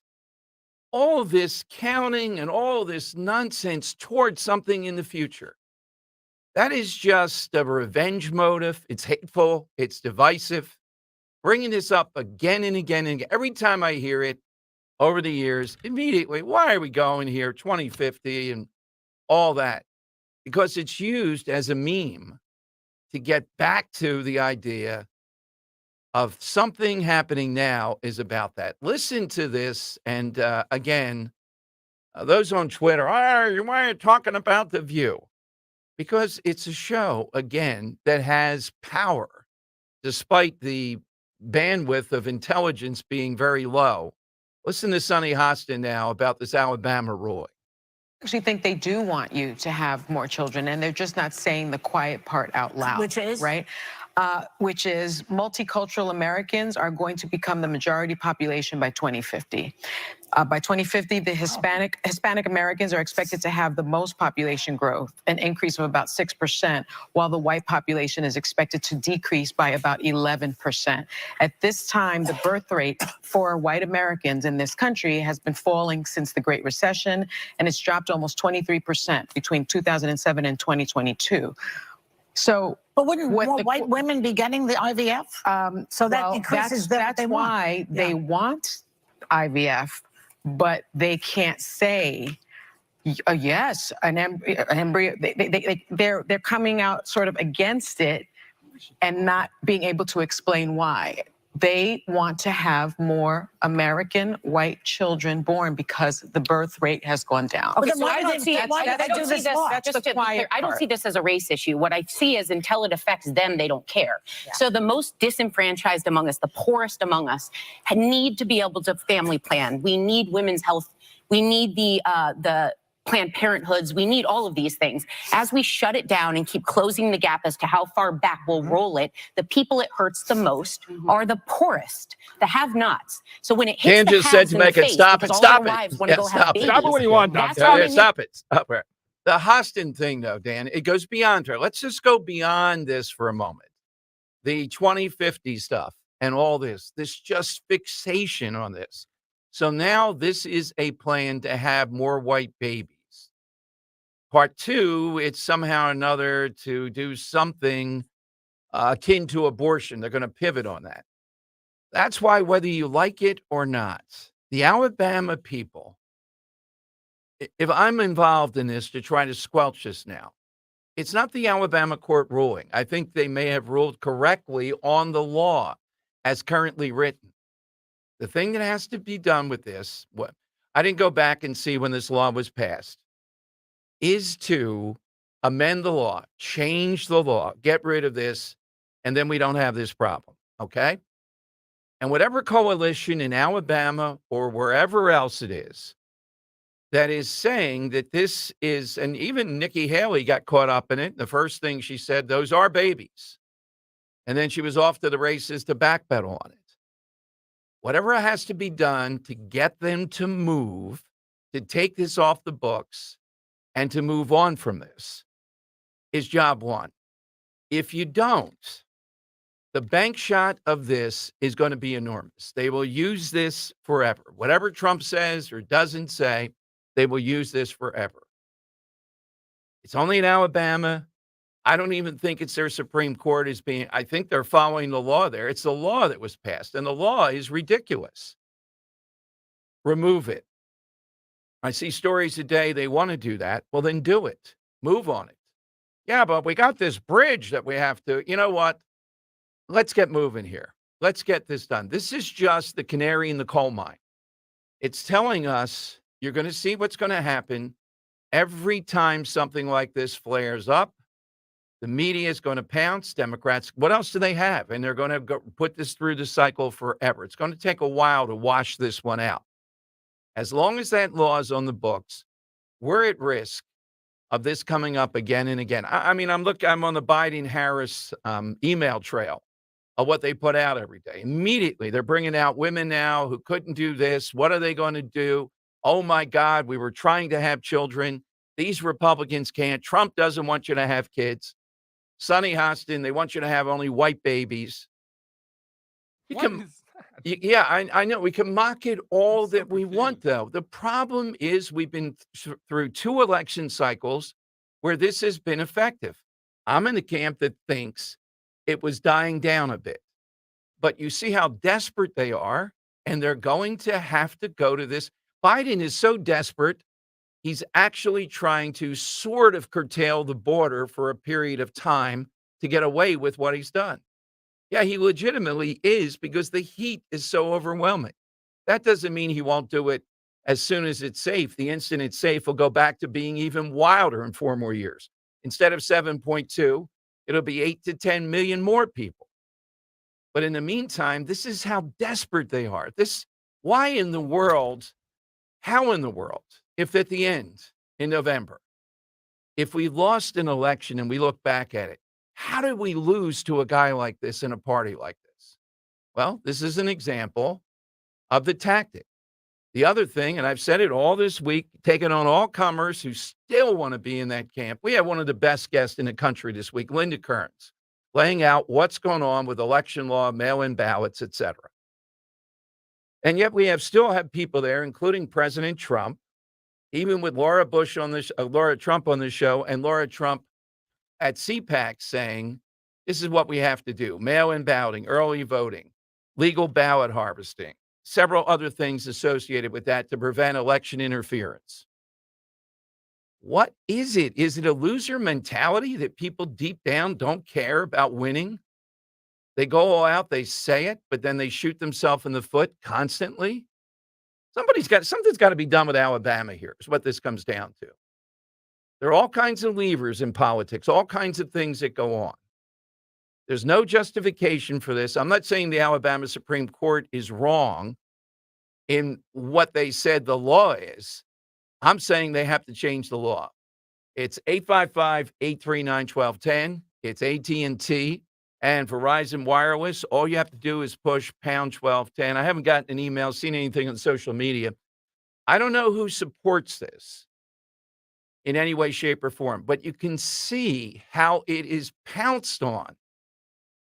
And it plays into all the stuff, it's Alabama, more white children, any spin, no matter how ridiculous. Don't give them oxygen. Don't let up. If you want to fight these battles, you want to go down this path, why? What in the world is it that we just can't focus on the basics here, which are ours? The border, even more, I still think, inflation. We're letting them off the hook a little bit. It seems like that dies a little bit. There's not enough point of emphasis by Republicans for me to be digging up people, digging up stories constantly. Greedflation, shrinkflation, Bob Casey Jr. It's cringeworthy. But they got something out there, and with the help of the media, they seem to be deflecting it a bit. All right, jump on board at 855-839-1210. Well, Len is here. Soon you'll be gathering for college basketball madness, St. Patrick's Day parties, and Easter is in March 31st. Get all your seafood needs and more taken care of with just one call, Captain Chucky's Crab Cake Company, and place your orders or just stop in. And right now, they are featuring this brand new Bang Bang Jumbo Lump Crab Cake. It's a delicious, creamy 5-ounce jumbo lump breaded crab cake with a kick for those who like to spice it up with some heat. Check your store for availability. And it's a perfect time to check out, all of Captain Chucky's offerings. Delicious stuff, mushrooms, various salads, tremendous variety of homemade dishes, desserts. They have them. Captain Chucky's also has several choices of breaded, non-breaded crab cakes, literally a crab cake for everybody. Desserts, soup, sides, appetizers. They use only the highest quality ingredients. Their Gulf shrimp is a huge hit. It's always wild caught, never farm raised. And my favorite, that delicious Dom roll. So you visit Captain Chucky's today. One great website to serve you with all the locations, hours, and everything else. WeLoveCrabCakes.com. WeLoveCrabCakes.com. That'll take you to your nearest Captain Chucky's. Finding great candidates to hire can be like, well, trying to find a needle in a haystack. Sure, you can post your job to some job board, but then all you can do is hope the right person comes along, which is why you should try ZipRecruiter for free at ZipRecruiter.com/free. ZipRecruiter doesn't depend on candidates finding you. Its powerful technology identifies people with the right experience and actively invites them to apply to your job. You get qualified candidates fast. So while other companies might deliver a lot of hay, ZipRecruiter finds you what you're looking for. The needle in the haystack. 4 out of 5 employers who post a job on ZipRecruiter get a quality candidate through the site within the first day. ZipRecruiter, the smartest way to hire. And right now, you can try ZipRecruiter for free. That's right, free. Just go to this exclusive web address, ZipRecruiter.com/free. That's ZipRecruiter.com/free. ZipRecruiter.com/free. Fargo, the new virtual assistant from Wells Fargo, makes banking faster and easier. Like this. Fargo, what's my checking account routing number? And this. Fargo, turn off my debit card. And this. Fargo, what did I spend on groceries last month? And that's just the beginning. Do you, Fargo? You can in the Wells Fargo mobile app. Learn more at wellsfargo.com/getfargo. Terms and conditions apply. Your mobile carrier's availability and message and data rates may apply. Wells Fargo Bank, N.A., member FDIC. All right, guys, do you want to boost your confidence? Do you need an extra jump to your performance this year? Well, perhaps your big take in the bedroom has slipped over the years as Father Time catches up with you. Well, I've got the solution just for you. It's Blue Chew. Romance with your partner should be the best part of your day, and you need to be ready. That's why I suggest BlueChew.com. Blue Chew is a unique online service that delivers the same active ingredients as Viagra and Cialis, but in chewable form at a fraction of the cost. And Blue Chew is an online prescription service, so there's no visits to the doctor's office, no awkward conversations, and no waiting in line at the pharmacy, and it ships right to your door in a discreet package. And here's a special deal to Kale & Company listeners. Try Blue Chew for free. That's right, free when you use promo code 1210 at checkout. Just pay the $5 for shipping. That's BlueChew.com, promo code 1210 to receive your first month free. Blue Chew tablets are made in the USA. Trust me, men, your partner will love the reinvigorated you. BlueChew.com, promo code 1210. Do it today. Thank me later. Wrap your family in a comfort food hug with Hatfield's variety of marinated tenderloins, pork loin fillets, bacon, ham, ground pork, and sausage. With over 24 distinct flavors that can be ready in minutes, it's food you'll feel good about serving. Bring warmth and flavor to your table all winter with Hatfield. Visit simplyhatfield.com for recipes and to find a retailer near you. Find your flavor with Hatfield.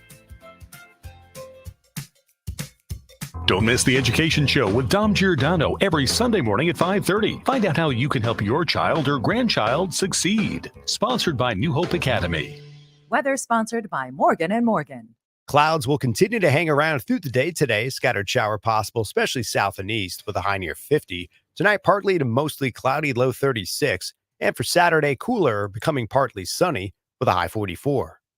I'm John Morgan of Morgan & Morgan. Last year, more clients hired Morgan & Morgan than ever before. We now have more offices, more staff, and more lawyers than any other injury firm in the world, protecting America, fighting for you. Visit forthepeople.com for an office near you. Talk Radio 1210 WPHT, broadcasting from the Cherry Hill Volvo Studios, where relationships matter. It is Dom time. Good Friday, everyone. Our game of the week here with Side Question comes to an end when we pull out of the hat a little bit later in the show, $50 Captain Chucky's gift card. So get in on that. I just saw this, a Nikki Haley donor. You can tell they know, and the spin is going to be interesting. If Nikki Haley loses tomorrow, say by under 20 points, I'll set the over and under at that. She's going to say, I see this. All the polls were wrong. They said I was losing by 30. And she's being asked, and she gets mad. We get her back on, because I think she might still be in the Pennsylvania primary. When are you going to win a state? Why do I have to win a state? I mean, it's just... What's the strategy here at this point? Well, the strategy is to stay in there, see what happens with Trump, to see two things. If he's convicted... does the polling start to move the other way? Damn, people, any number of people have said that. I've been said many times, I don't get the logic. If you support Trump because it's been weaponized against him and he gets convicted on one of these charges, why would you then drop Trump? Particularly for Nikki Haley. Plus, DeSantis will jump back into the race. Nothing's stopping him. He can jump back in the race any moment that he wants. So that's one. Or two, if Trump is convicted, then gets removed. Three, if at the convention there's an eruption and they won't vote for Trump because of a conviction, something like that. What does her staying in the race do for her future implications? Like 2028? Well, is it no publicity is bad publicity? Where if her name's the strongest name, she might be the Republican favorite going into 2028? I can't call that. I know the tried and true in politics. You do something like this, they're going to get you back in the end. I don't know if that's changed or not yet, that this might be helpful to her. But the Republican Party is never going to go back to the Nikki Haley Republican Party.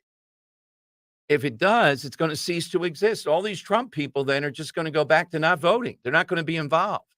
If you want them in the party, they're going to be the driving force. Anyhow, a Nikki Haley donor said this. What wing of the GOP is interested in having a Bernie Sanders Democrat as their VP candidate? In other words, this guy in the Haley camp is trying to say this is not, and a lot of them are saying, this is not my Republican Party, meaning Trump floating the idea of Tulsi Gabbard as a VP choice. That would be out of bounds with your average Republican. Do I think that? Do I think that's going to be the case? Now, is there baggage that Tulsi Gabbard has with some people, given that she was a Democrat, took some positions that might be out of step with the centrist Republican Party? Sure. But the upside, and she has, arguably converted. She's left the Democrat Party. She's done that for love of country is her argument. Proud military service, always been a wild card. Very good in the debates, particularly against Kamala Harris. So you really think that that's going to reverberate, saying that what kind of Republican Party is it? This woman is Bernie Sanders in a better skirt. I don't see that with Tulsi Gabbard even a little bit. This is how desperate they are. These are the stuff they're flinging. They want that country club Republican Party. And since it's not there, they get mad. I'll give you case in points of where we are. And I behind the scenes, Dan has really gotten us a good connection. You heard Laura Trump the other day. That's big for a local radio station in the middle of this.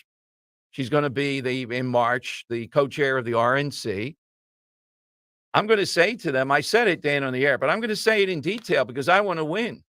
Hey, you got to take a look at what's going on here in Pennsylvania. Let's start in Philadelphia. I don't know how many, maybe you can pull it up there. Maybe it's easily available.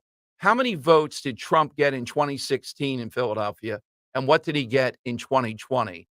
Seemed to me he might have gotten fewer votes in 2020 than he did in 2016 in Philadelphia. I could be wrong on that, or it could be pretty close. My point is, in 2024, every vote you get in Philadelphia is such a plus because we know in certain parts of the state, it's going to be a home run. It's not just winning these 4 suburban counties or doing better. It's also every vote you get in Philadelphia is a win. So this guy, Vince Fennerty's on record. If it's not Nikki Haley, he's going to go in the tank. There's got to be a mechanism of putting someone else in there. There's still about 125,000 registered Republicans in Philadelphia. You want just Philadelphia County is what I got in front of me here. 2016 for Trump, 108,748. So 108,748 in 2016. And then 2020, you got for Trump, 132,740. Oh, he went up in 2020. Yeah, he did. Wow, that's not bad.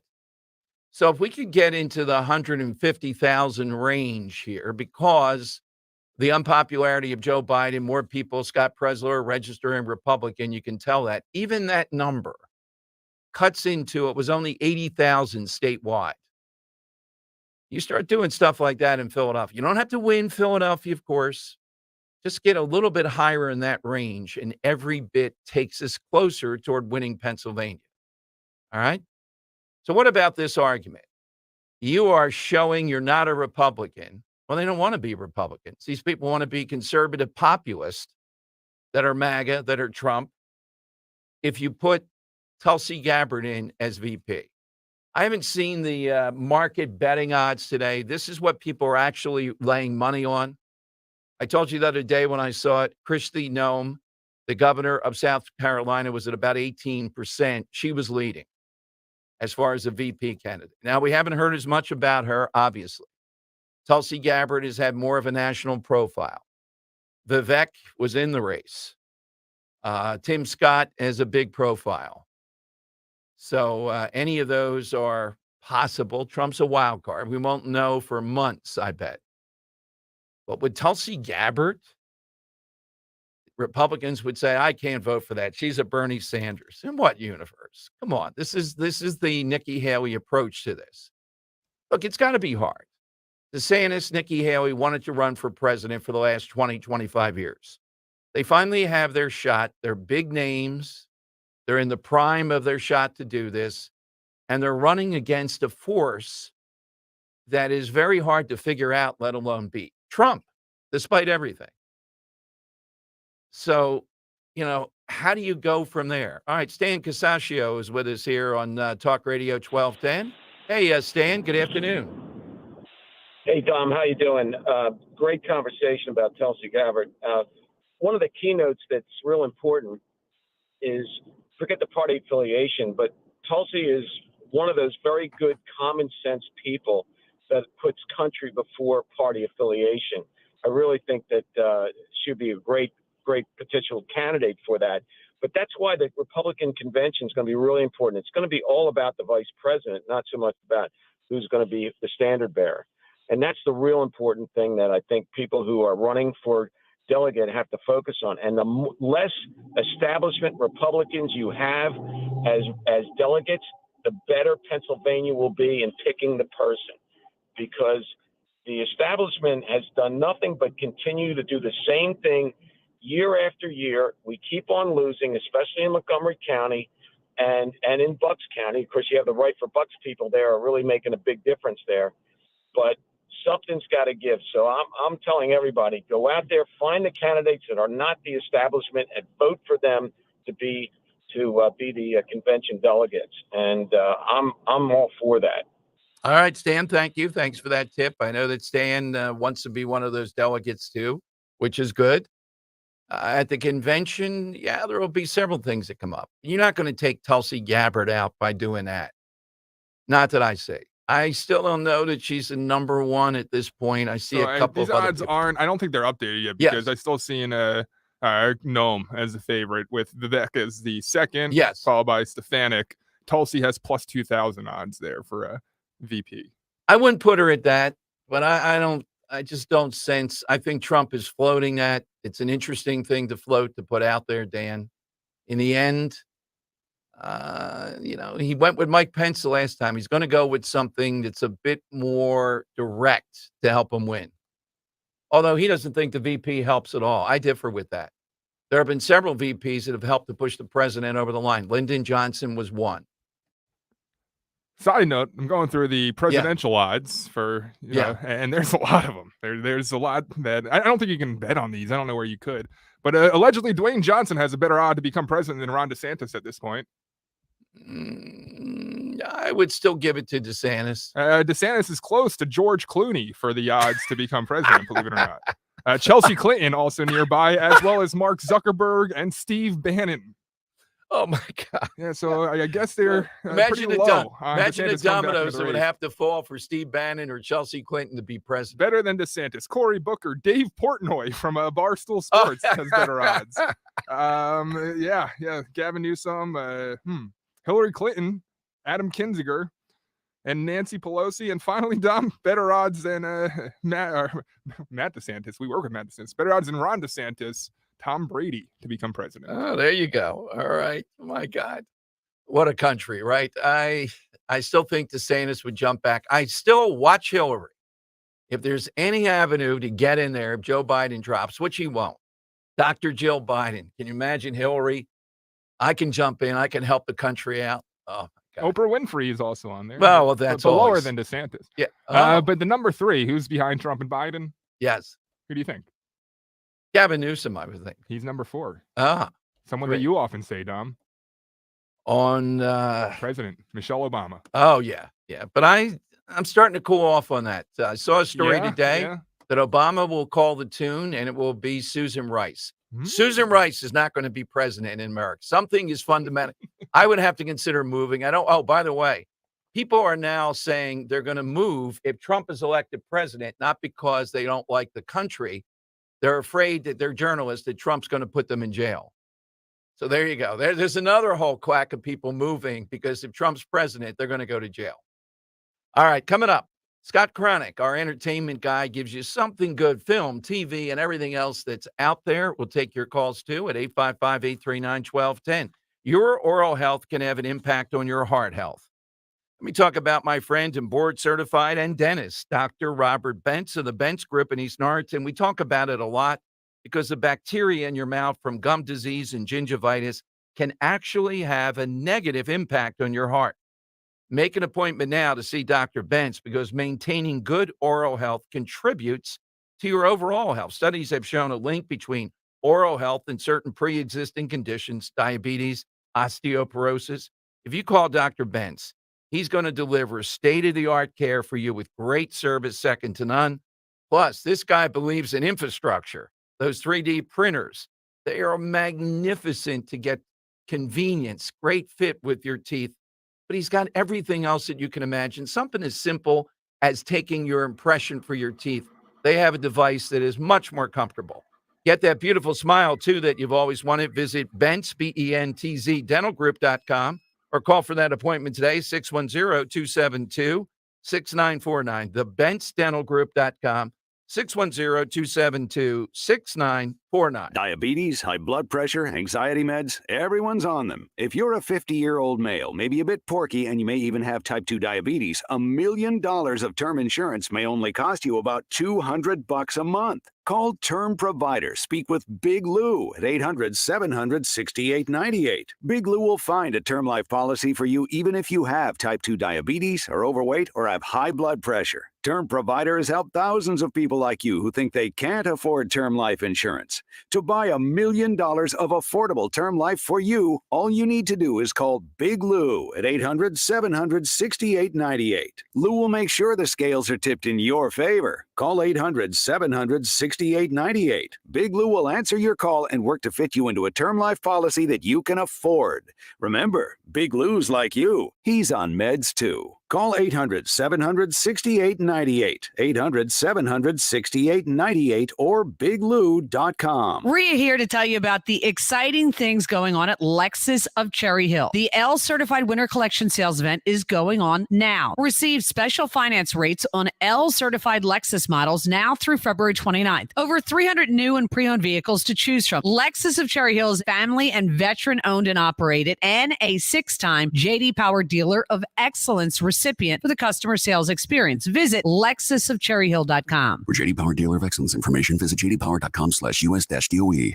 PJ Fitzpatrick has a great plan to save on your electric bill. Replace your leaky, drafty old windows with beautifully designed, budget-friendly, energy-efficient, American-made windows. PJ Fitzpatrick has a variety of financing packages that work with most any budget. Plus, PJ Fitzpatrick provides peace of mind with a lifetime guarantee on materials and labor. You can have it all. Visit trustpj.com today for a free design consultation. That's trustpj.com.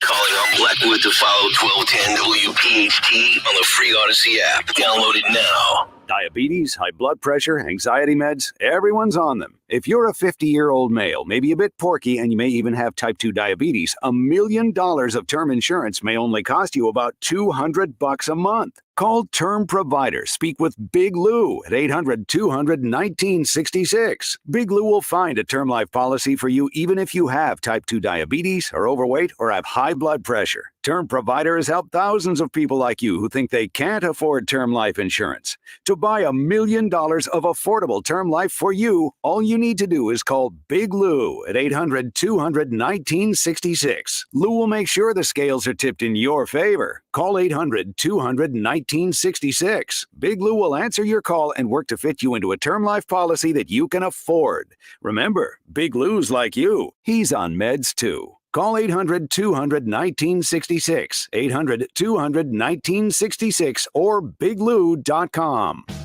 This is Larry Steinitz with Investor Schooling. Do you know when the best time to buy investment properties is? It's now. It's always now. You just need to learn how to buy them correctly. Go to investorschooling.com and sign up for a complimentary class this Thursday night and learn how to buy investment properties and make money every time. That's right. That's what we teach. We teach how to buy investment properties and make money every time. Go to investorschooling.com and RSVP right now. Take a class this Thursday night at 7 o'clock. That's investorschooling.com.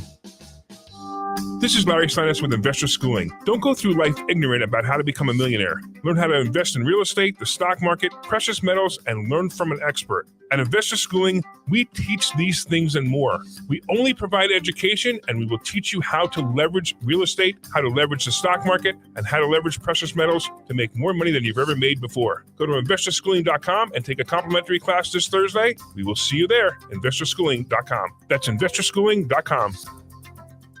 Free speech lives here with Rich Zioli, afternoons 3 till 7. Talk Radio 1210, WPHT.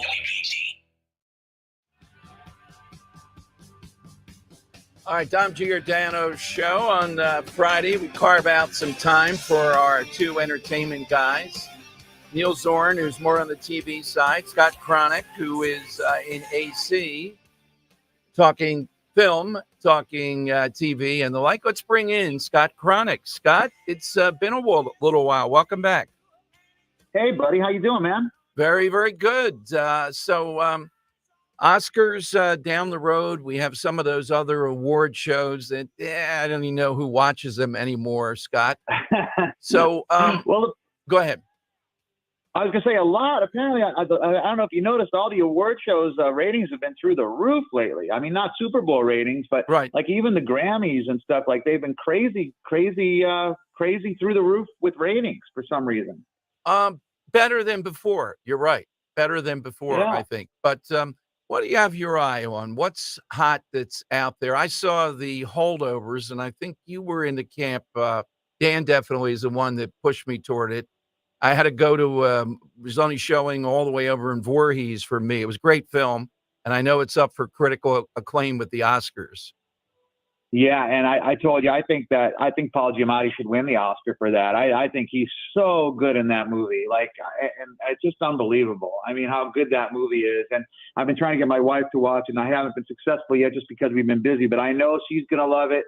And I told you there's a local guy who's in that from here from Egg Harbor Township, Dominic Sessa, who played the student. He's fantastic. And Divine Joy Randolph, who plays the mother of her son who died in Vietnam, who plays the captain. She's really, I mean, I think she should win too. So, I don't think they're all going to win, but I think maybe she'll walk away with the Oscar that night, and Paul Giamatti unfortunately won't. But man, I'll tell you what, anybody should watch that movie. Well, the odds-on favorite is the actor in Oppenheimer, but I agree with you. I like Paul Giamatti. I like the whole idea. Once you've found this idea of kids staying back at boarding schools, right there, you can't mess that up too much. That is fraught with a lot of good situations that any competent director can get into. I love that they made him have that lazy eye. Did you see they put like a contact lens in Paul Giamatti's eye, so he had this kind of weird lazy eye thing going on? And the fish smell. Yeah. Yeah, that too. Yeah, really, really great. So anyway, I've been trying to binge on Oscar nominated flicks, and one that I watched last night. It just got released for everyone to watch on streaming, and it might be in some theaters near you, not down here. It's called The Zone of Interest. I don't know if you heard about this, and it was one of those movies, Dom, that I never even heard of until it got nominated for an Oscar. Did you even, it's one of those weird ones, I have not. No, I don't have any. Dan, do you know anything about A Zone of Interest? No, it's first I'm hearing about it, Scott. So it's one of the 10 films nominated for Best Picture. It's not nominated for some weird category. It's one of the 10 Best Picture nominees, and it is a very, very interesting film. It is basically about, from the German perspective, set in World War II, about a guy who's a commandant who has this beautiful home and this beautiful family, and it's situated right next to the concentration camp that he runs, Auschwitz, the biggest, obviously, concentration camp in the history. And and it's told from this perspective of how, like, this guy who ran and this thing had this beautiful home and a family that would go to school every morning, and he put a pool in his backyard, and how, like, he kind of was running this like as a business, and his house was next door to it, and just how cold and calculated, and like a whole different perspective that you would take from a World War II drama, just about how they looked at it just like another job, and how, like, the wives in the neighborhood kind of just looked the other way and pretended that it wasn't there, and would do things like grow vines to hide Auschwitz behind it. And then, like, people, the officers would bring home, dresses from the people that were being put in the ovens, and they would all divide up the dresses, and they would make fun of each other about, hey, how can you believe that Sophie picked that dress? It doesn't even fit her. Like, it was just a very interesting way to look at World War II from a German perspective, and how cold and calculated, and how it was just like another day of work for them, and they raised their family, and how they had to deal with transfers in the military, and how the wife didn't want to leave her home. I mean, just a very, very odd, but very amazing movie, Dom. And I know it sounds so strange, doesn't it? But it's just Oh, really. yeah. No, I would see this. Dan, you had a quick series question. Just want your thoughts on Griselda if you checked it out. I know you're a fan of Narcos. Have you seen Griselda? I saw the first couple episodes of Griselda. Love Narcos. This story was told in another miniseries. I forget the name of it that I watched. It's much better done here and in a shorter amount of episodes. So far, so good. And I think that the woman who we all know her from A Modern Family. What's her name, Dan? Sofia Vergara. Yeah, Sofia she's Vergara. such a Yeah. gorgeous. They try to ugly her up here, and even when they try to ugly her up, she's still gorgeous. But hey, listen, it's cocaine, woman power, obviously drugs, violence. It is all Narcos that you would expect. I think so far what I've seen is really, really good. Where did we find you, Scott? I hope you find me on Tennessee Avenue Beer Hall. We'll be getting ready for the St. Patrick's Day Parade on March 9th. Come see me and go look at all these Oscar-nominated movies. And make sure you go check out True Detective. All of the episodes are out and done for the season, and I really loved it this year. Thank you, Scott. Have a great weekend coming up. Congressman Brian Fitzpatrick, back from around the world. What does he report to us? That's next. There's one box that you'd run back into your burning house to grab. It's the box filled with your videotapes, film reels, and photos. Those sentimental, meaningful, irreplaceable moments. Hi, I'm Nick Mako. And I'm Adam Baselogger. We started Legacy Box over a decade ago so that we could help families save their memories from being destroyed by floods or fires. And it's not just natural disasters, Adam. Every day, videotapes and photos are slowly fading away, decaying, neglected in closets and attics. Digitizing your old media stops fading, and preserving those recordings means they are safe forever. It's like magic, converting your shoebox of memories into digital files, ready to watch and share. It's the only way to ensure your legacy is safe for generations. That's why over 1 million families have already trusted Legacy Box. Legacy Box is simple and easy, it works, and is safe. We'd love to preserve your family's collection. Don't wait, the risk is too great. Visit legacybox.com/value to save 50%. That's legacybox.com/value to get started and save.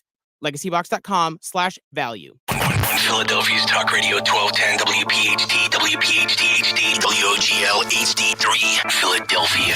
From the Cherry Hill Volvo Studios, where relationships matter.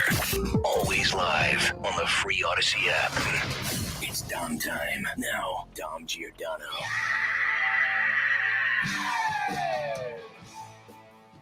It is Dom time. Big issues, big guest. Congressman Brian Fitzpatrick is back from several tours, as I understand it. Israel, Ukraine, the border. Not sure about Taiwan, but that's mixed into this.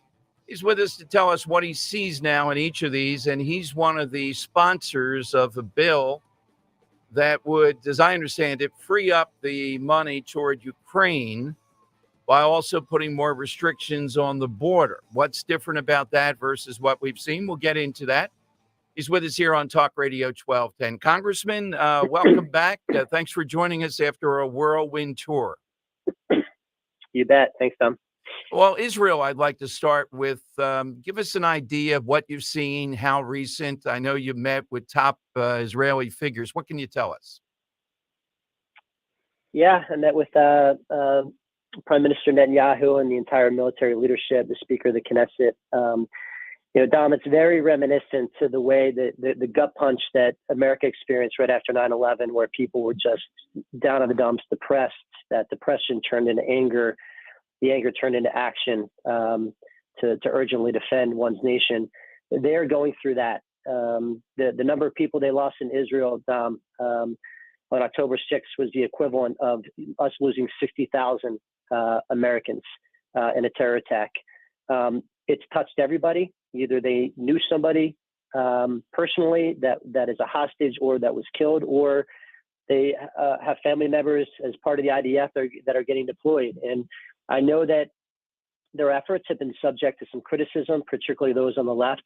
I can tell you, Dom, they are doing everything they can to secure their border, protect their nation, just like every nation has the obligation to do. It's a more complicated situation at this phase because there were 24 Hamas battalions. They've taken out 18. There's 6 battalions remaining. Of those 6, 4 out of the 6 battalions are in the city of Rafah, which normally is the home of 200,000 residents. There's now 1.2 million. About 1 million refugees were sent there, and that's the border crossing into Egypt. And Egypt has shut the door, not allowing them to cross in. So it's created a humanitarian crisis and a challenge for Prime Minister Netanyahu to finish the job trying to weed out Hamas amongst all those refugees. When they talk with you, the thing that I remember from this, the numbers, as you said, the shock of it, etc., it's the tactic that was used here: torture, sexual assault, brutality beyond belief. It wasn't outliers. This was their tactic: make them unclean, humiliate them, in addition to kill them. Is that something you sense in Israel that's still apparent, that they remember that? It is, Tom. And, one could suspect without going there how awful and terrible they must feel. And it was palpable when you arrive in the country, the just sadness and shock still is with them. And that's understandable because not only, just the pure loss of life, not only the hostages, still being detained by Hamas, but the raw brutality of these terrorists that have absolutely no regard for human life, attacking women, children, the elderly, the worst forms of torture, barbaric torture you can possibly imagine. These are insane terrorists that have no value for life, and Israel can't be expected to live along the border with people of that mentality. And I support what they're doing. I know public support in many areas has fallen off. But I think that a nation has to do what they need to do to defend their borders and their people. And Israel is doing that right now. And again, I wanted to tell listeners, maybe obviously, but it's good to state it, that politics has no part in this. We're not going to get in anything political. For obvious reasons, you're in a different sphere here when you're engaged in this.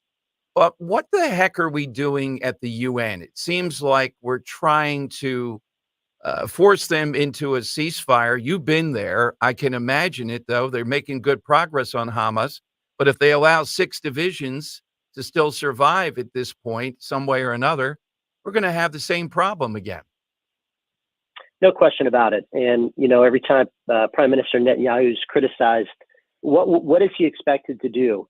Send people back to their villages right along the Gaza border when you still have 6 battalions that have committed complete horrific atrocities? Of course he shouldn't be doing that. He's got to finish the job, just like we had to, finish the job after 9/11 to protect our nation. So, the aid package that we're needing to send to them amongst Ukraine and our southern borders, you mentioned, is to really help them finish the job. Our bill provides military defensive equipment only, no humanitarian aid. Because Europe is in a position to provide humanitarian aid. What they need help from us is the lethal, the military equipment. Okay, let's talk about your bill, too. Yours and several others, problem solvers, said to be something different than what we've seen before. You probably know I'm in the camp. Now, you're inside the details and the people that you're going back and forth with.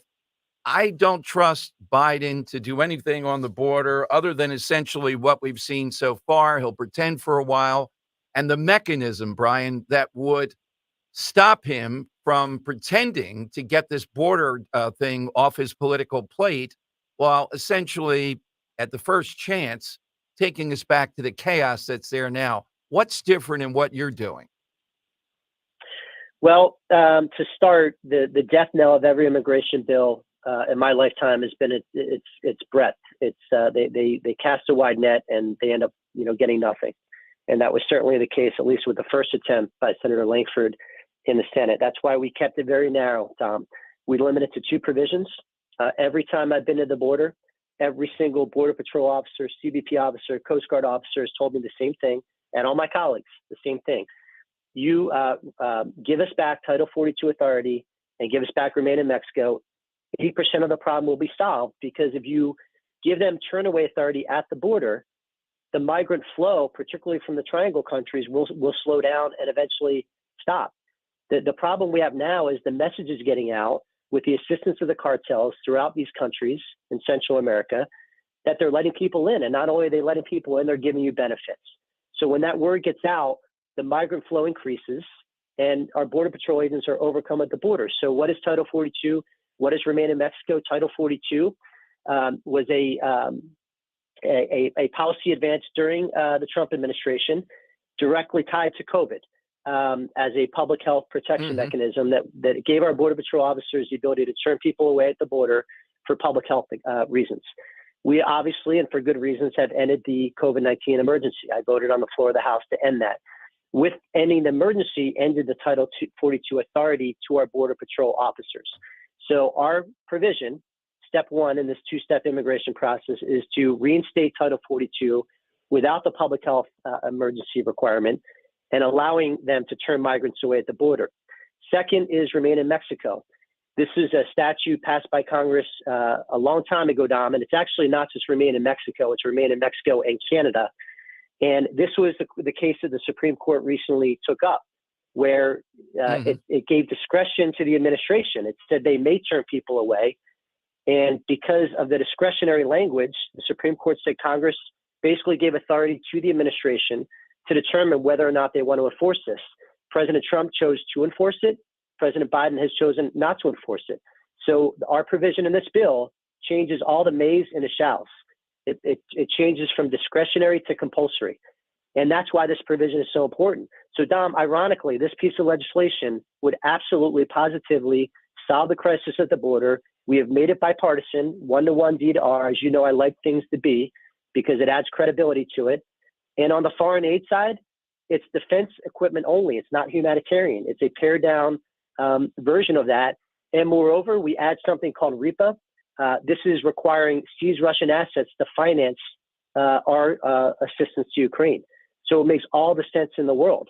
And that's why we've attracted such broad bipartisan support. What is the penalty? Or again, I'll come back to this, and you're a realist on this stuff. I agree with you. Those are the sound. Well, first of all, I wanted to ask you this, if you have an insight. Often cited is one of the Border Patrol unions, I guess the principal one, that he signed off on the Langford / Biden administration plan. I think the boots on the ground, based upon you and just my gut instinct, would not sign off on it. But he did make statements that lead one to believe that he would. What can you tell us about that? Well, I think it was half a loaf versus no loaf. That was their perspective. Okay. But I will tell you, if you don't have Remain in Mexico language, you're wasting your time. That is what our Border Patrol officers need. They need Title 42 without the public health requirement, and they need Remain in Mexico. Remain in Mexico deals with asylum seekers. Title 42 deals with the rest of the migrant population. And second is it has to be stated in the law that the acceptable level of illegal immigration is 0, not 5,000, 0. We can't say that there's an acceptable level of illegal immigration. So again, I think they went too broad with that language in the Senate. I think you have to keep it bare bones, airtight. Title 42, Remain in Mexico. That's what our Border Patrol agents need to secure the border. What happens, though, if they agree to this and they're sort of doing it, sort of not? And the money's already, the military aid is already off to Ukraine, which is what they want to. What happens? How do you have a mechanism to enforce this is what I'm asking. It's sound, but how do you enforce it? Well, the executive branch of government enforces the law. The legislative branch passes the laws, and this is a problem. Look at Larry Krasner, Dom. The Pennsylvania legislature passed all kinds of criminal laws, and Larry Krasner just refused to enforce it because he's in the executive branch of the city government.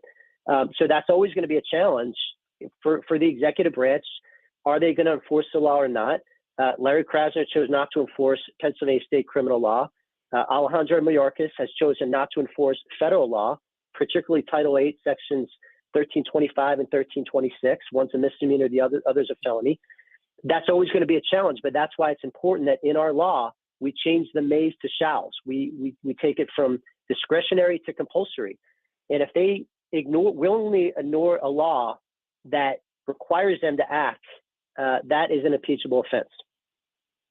Which again, that's usually a remedy, but we see the Senate reluctant to do anything. Do you see Republicans in the Senate reluctant? They don't see the same thing that you voted on, that I see, that our listeners see, that Mayorkas is just coming up to you guys and saying the border is okay, and he just sits there. It's got to be maddening. So, what's missing in the Senate? Is it a breakdown along partisan lines, or are Republicans reluctant?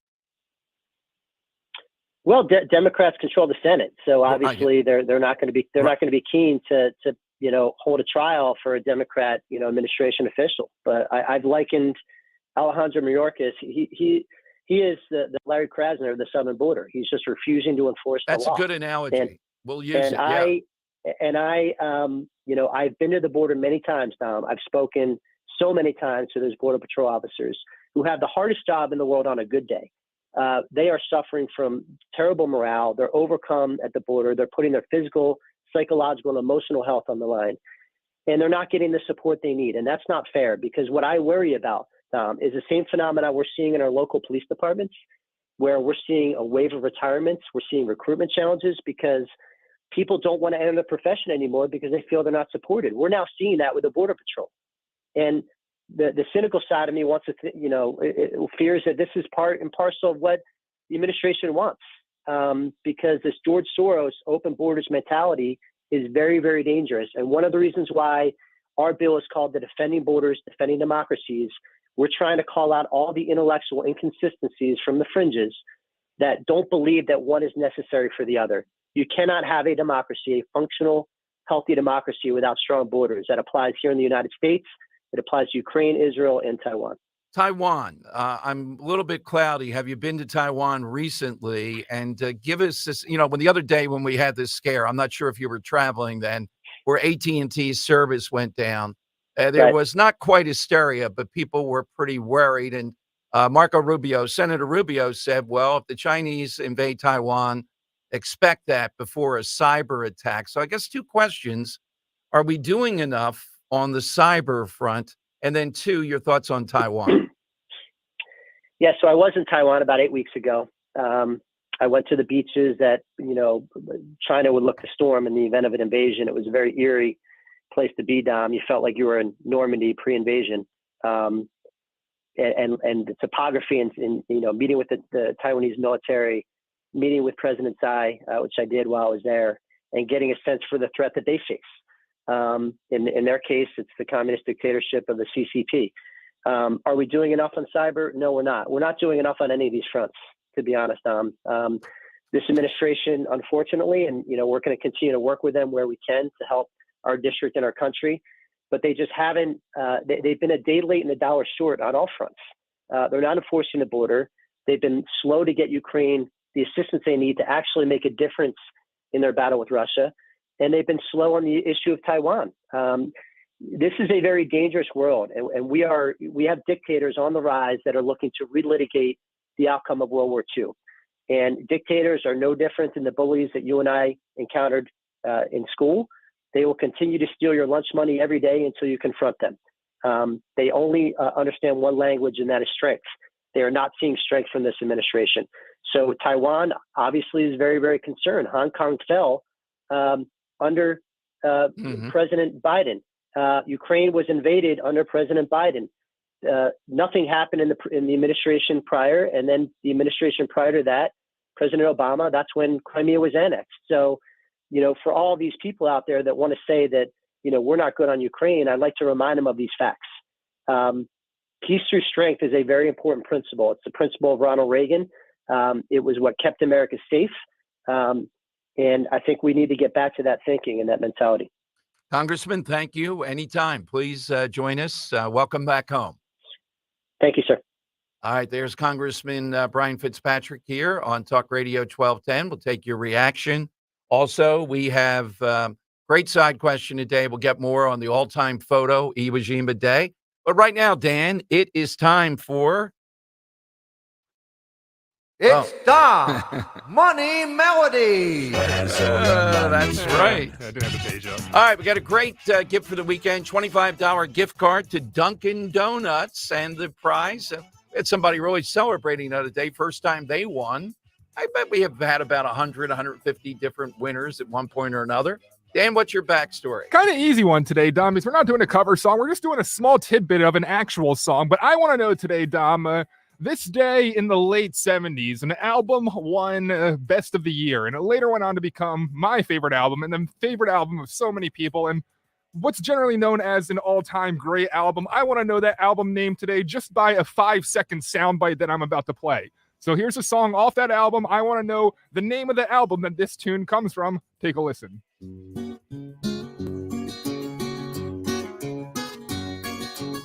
That's all I'm giving them.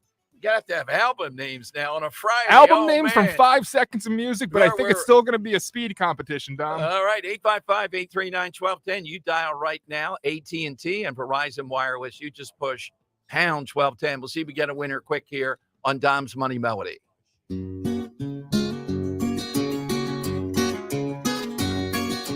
Are you concerned about your child struggling in school? Do they need more of a challenge? Now's the time to make the call to Kathy Ganna and New Hope Academy in Yardley and Doylestown at 800-300-0003. Let New Hope Academy transform your child's life forever by helping them now. For over 3 decades, New Hope Academy founder Kathy Ganna, a pioneering educator and entrepreneur who created the NHA model, has been utilizing state-of-the-art solutions to uncover ways where your child could avoid struggling and succeed.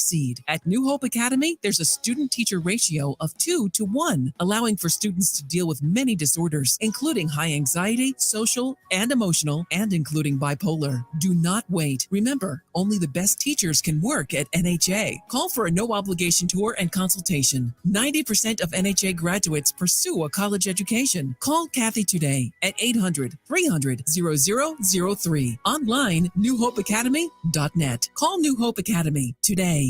If you're facing $10,000, $20,000, or even $30,000 or more in credit card debt, medical bills, or other unsecured debt, there are programs available that can consolidate those debts into one single reduced monthly payment you can afford if you qualify. Accredited Debt Relief is on a mission to help you become debt-free in just 24 to 48 months. They've helped over 300,000 qualified consumers, hardworking Americans just like you, pay off more than $1 billion in debt, earning them an A+ rating from the Better Business Bureau. Accredited Debt Relief will tailor the program to fit your specific budget and financial situation. So call Accredited Debt Relief now for your free no-obligation savings estimate and let them help you take control of your financial destiny. Call 800-873-7171.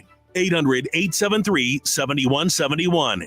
That's 800-873-7171. 800-873-7171. Program and services not available in all states. Just like our offensive line protects our star quarterback, plumbers protect the health of the nation. And Philadelphia Plumbers Union Local 690 is no different. In hospitals, commercial, industrial, and residential, with the best trained plumbers in the world, you can be sure your project is done on time and on budget, no matter how big or small. So when your business needs to build new or expand existing facilities, you can count on the members of Plumbers Union Local 690. Visit plumbers690.org. Hey, Rob Bradford here. I have set out on a mission with my good friends at FanDuel to prove what I have known for some time. Baseball isn't boring.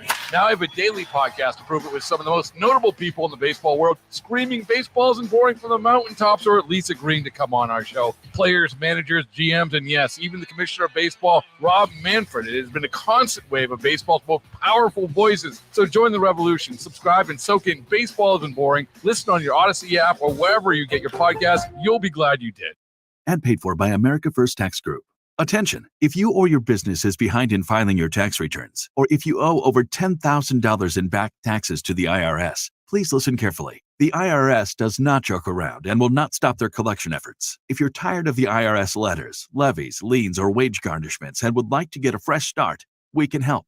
Due to the financial hardships in the country, The IRS is making it easier than ever to settle tax problems for those who owe more than $10,000. We can help settle your delinquent tax problems, end all collections, and may even reduce your back taxes significantly. Even if you can't afford to pay your back taxes, you can still get the help you need. We've helped thousands of taxpayers just like you, but you must call 800-908-7393 today to stop your tax problem from getting worse. The information is free and the help is real. Call 800-908-7393. That's 800-908-7393. Again, 800-908-7393. Hey, Southampton. We know your favorite station is Talk Radio 1210 WPHT. It's the Money Melody. Where's all the money gone? Show me the money. All right, today we're looking for the name of the album that Dan, I have to say, is giving you very, very little material. Let's hear the clue.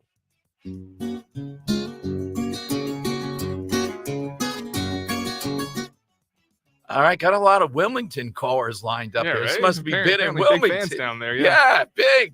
And the other clue, Dom, this day in 1978, this album won Album of the Year, later going on to become one of the greatest albums of all time, or known to be one of the greatest albums of all time.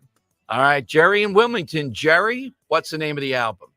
Hi, Dom, Dan. I love Fleetwood Mac. That would be Rumors. All right, Dan. It was, I wouldn't have gotten that, but why is that your favorite album? One of the favorite. So Rumors is known as just a completely diverse album from song to song. It's like a train ride, and every single song, the next song is more beautiful than the last. I mean, if you're not many people are unfamiliar, and I know you're not unfamiliar with Rumors in general. It's just one of those albums that you put it on for the younger generation, and it protrudes through just because you can hear behind us, Lindsey Buckingham, the finger picking. It's beautiful. So Rumors known, you look at the list, Rolling Stone, best of all time, all these lists, it's always listed there. But this day again, 1978, beating out the Eagles, some other all-time great bands, Bee Gees, and winning Album of the Year for Rumors. All right, we'll put that in, and $25 gift card to Jerry. We'll do it all again on Monday at about 2:13 or so. I'm saving this up because Ron DeSantis, I think, is on the right side of this. In Florida, this is making national news. A group of Florida lawmakers look like they did at one level pass a ban in the Senate on social media for kids under 16, despite constitutional concerns. DeSantis, apparently, I'd say he's been more negative than non-committal on this. And look, we realize the problem with social media. Now, should we ban TikTok? I'd say, yeah, that's a different story. We're dealing with the Communist Chinese Party government. We're dealing with all kinds of maladies that we're facing as a country due to this. But telling people they can't be on social media and coming up with techniques that social media would have to use to make that more obvious that they wouldn't be able to do it, Dan, it's just another thing I don't think people are going to go for, and I don't think it probably can pass constitutional muster. This is a parent's issue.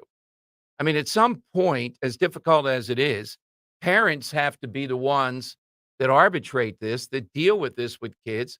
You can't have government just come in and take social media out of the game because the parent feels overwhelmed by this. The argument is that it's addictive. We're hearing that word thrown around in Florida. DeSantis has given indications. Now, I don't know if he'll sign it or not sign it. His indications are he's against this, though. So this is the latest ploy that's out there. And you see any number of groups jump on the bandwagon. Dan, where are you on this? You got to do something about it.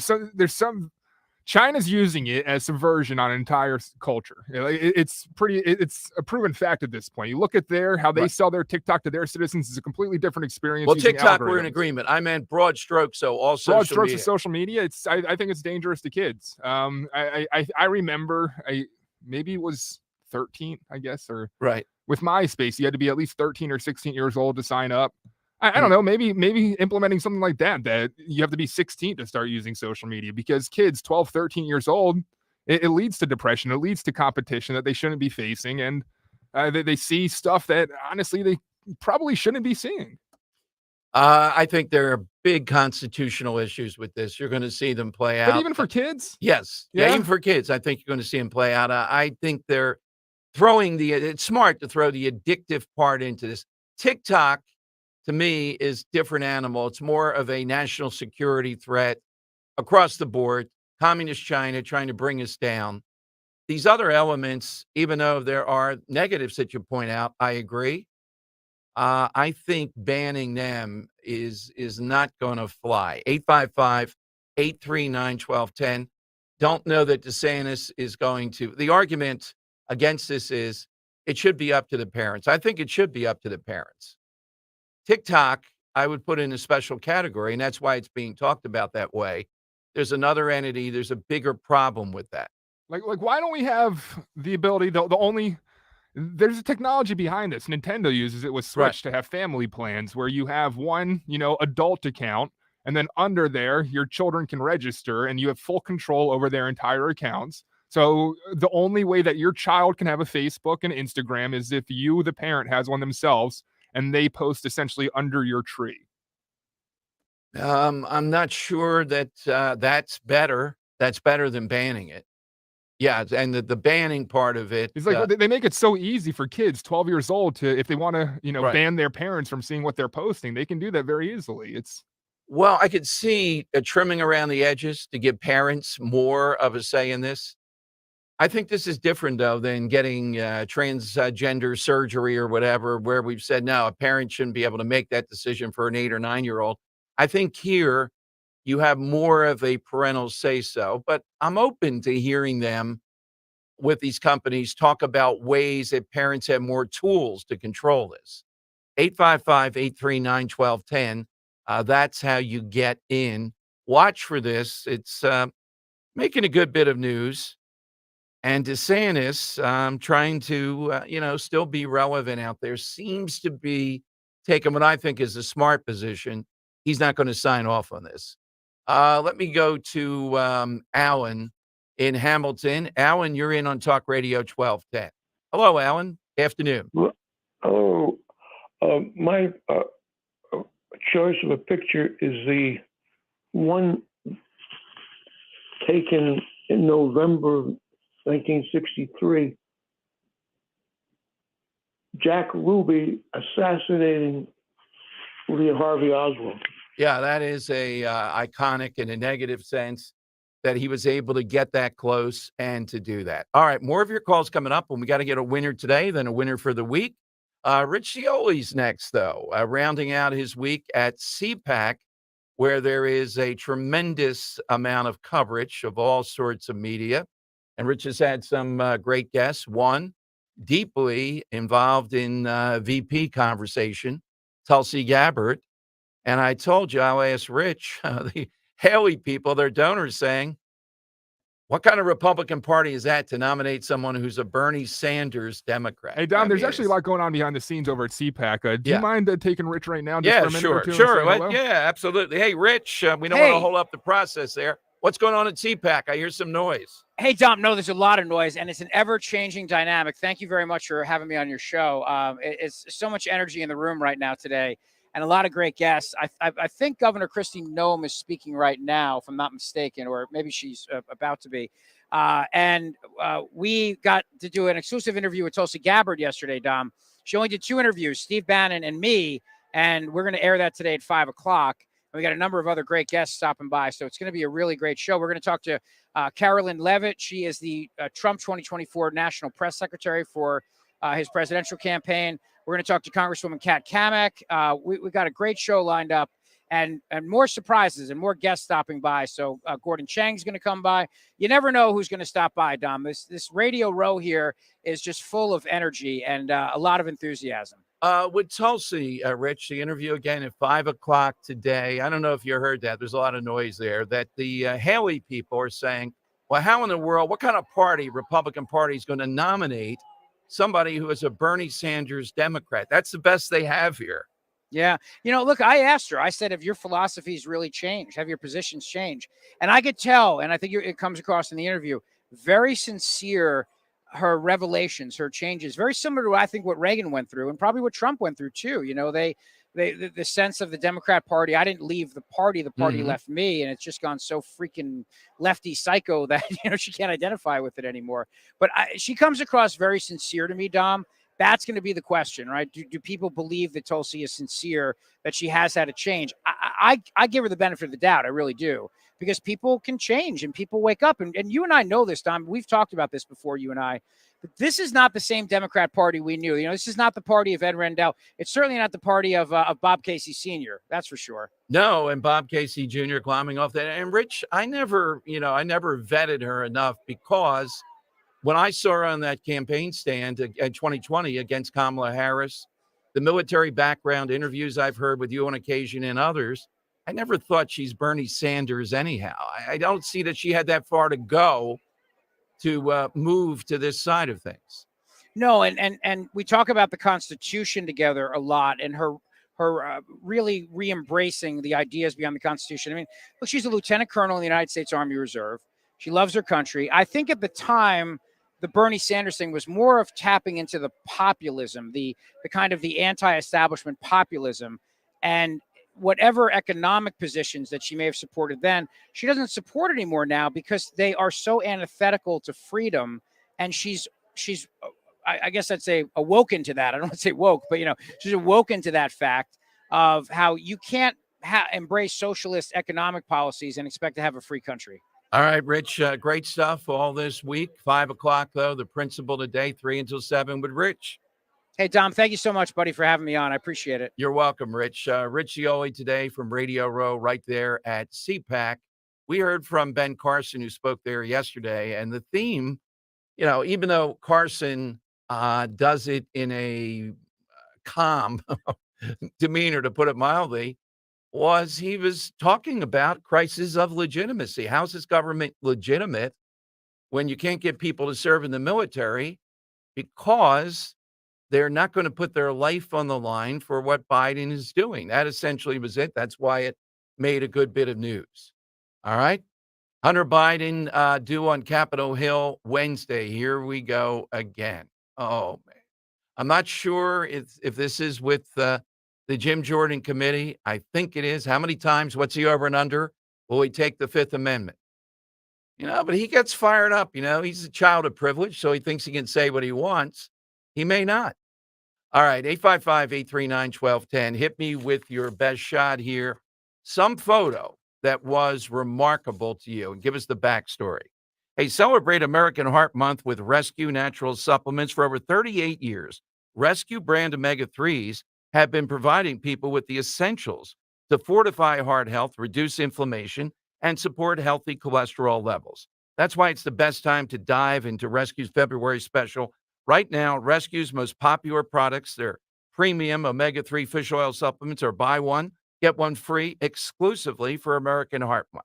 Just use the listener code OMEGA50 when placing your order. Call them today at 800-26-ALIVE, 800-262-5483. Speak to a knowledgeable product consultant or use the code OMEGA50 online when you visit res-q.com, res-q.com. Don't forget the code OMEGA, OMEGA 50, when buying one bottle of a Rescue Omega-3 to receive a second bottle free. Again, use the code OMEGA 50. Fortify your heart with a Rescue Omega-3. Weather sponsored by Tommy D's Home Improvement Center. Renovating a kitchen or building one from the ground up? Tommy D's Home Improvement Center is your go-to for quality kitchen cabinets, flooring, and molding at affordable rates. Visit their showroom in Philadelphia or visit their website, TommyD's.com. On Saturday, you might have a shower or two early in the day. We're going to get up to around 43. For Sunday, partly sunny, 45. And on Monday, we're going all the way up to 59, partly sunny again. Tuesday, 60, and maybe a little rain in the afternoon. Hi, it's John DeMasi, host of Health Watch, Sunday mornings at 8 and again at 4 here on Talk Radio 1210. If you or someone you know has been diagnosed with cancer or undergoing treatments that cause severe fatigue or brain fog, medical hydration may be right for you. Dr. Molly Fantasia of Innovative Medical Associates has more than 30 years experience in helping cancer patients to improve their quality of life. We believe in medical hydration. We've improved it so much that we are able to help people across the board with challenges before they become chronic. Nutrients delivered right to the cells support your immune system through surgery, chemotherapy, or wherever you may be on your cancer journey. Visit innovativemedicalassociates.com to schedule a free consultation with Dr. Molly in their Marlton, New Jersey office. And join us on Sunday mornings at 8 and again at 4 for Health Watch to learn more about the benefits of medical hydration for cancer, autoimmune diseases, and more. The impact of a meal goes well beyond feeding our bodies, because when people don't have to worry about where their next meal is coming from, they can truly thrive, like Marta. And now we'll hear from our class valedictorian, who with our hard work never ceases to amaze us. Please welcome Marta Moreno.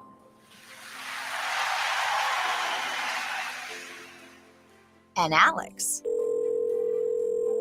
Hey, Alex, how did the interview go? I did it. I got the job. I can't believe it. I knew it. Let's meet up later to celebrate. And Diego. Mom, I got first place at the science fair with my volcano project. That's amazing, sweetie. Congratulations. Because when people are fed, futures are nourished, and everyone deserves to live a full life. Join the movement to end hunger at feedingamerica.org/actnow. feedingamerica.org/actnow. A public service announcement brought to you by Feeding America and the Ad Council. Hi, Dawn Stensland here. You've heard me talk about my friends from Piazza Premium Automobiles. They continue to grow their luxury collection of brands. And now Piazza is excited to welcome Infiniti Ardmore and Maserati of the main line, both located right there on Lancaster Avenue. And you're going to receive the very same first-class customer experience that you've come to expect. Find your new or certified pre-owned Infiniti, Maserati, or other Piazza luxury brands like Jaguar, Land Rover, Mercedes-Benz, BMW, and more at Piazza Premium Autos.com. Download the free Upside app and earn real cash back every time you buy gas. Use promo code GIFT for an extra 25 cents per gallon on your first fill up. That's promo code GIFT. Broadcasting live from the Cherry Hill Volvo Studios, where relationships matter. Talk Radio 1210, WPHT, and on the free Odyssey app. Dom Giordano Show. All right, you heard Rich from CPAC, a big interview with Tulsi Gabbard, who I don't understand the trepidation, really, based upon past positions, because we haven't seen that since, I don't know, the last 4 or 5 years. Are Republicans really going to reject that? Brian in Pottstown on Talk Radio 1210. Hey, Brian, good afternoon. Yeah, hi, Dom. Is that a measure of our desperation that we would be willing to have a moderate Democrat as a vice president? Well, I don't know that she's a moderate Democrat. I think she's a classic independent. I think the only thing the other side will use gives me a little bit of worry, given the media, Brian, is the Russian stuff. But the other stuff, she's a populist. This is very Trumpian, don't you think?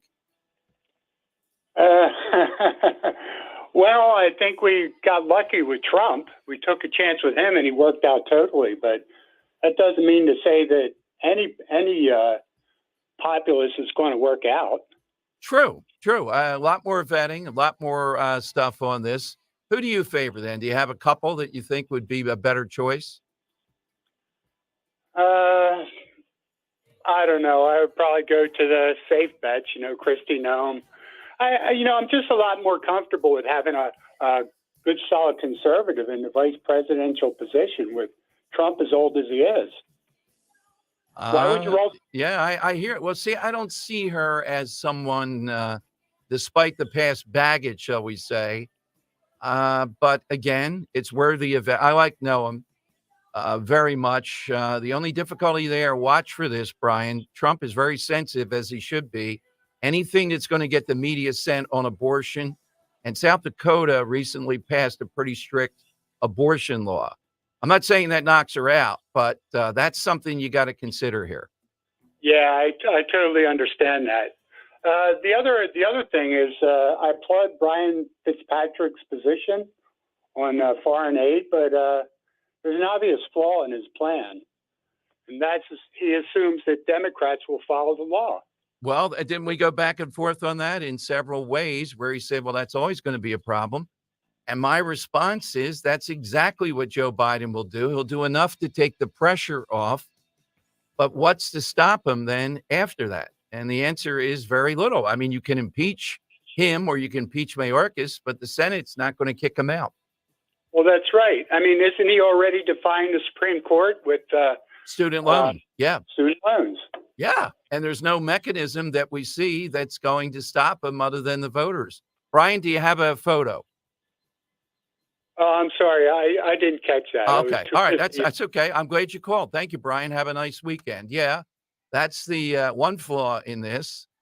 What's the mechanism? Oh, well, he can't possibly. I mean, those things that Brian Fitzpatrick talked about are strong.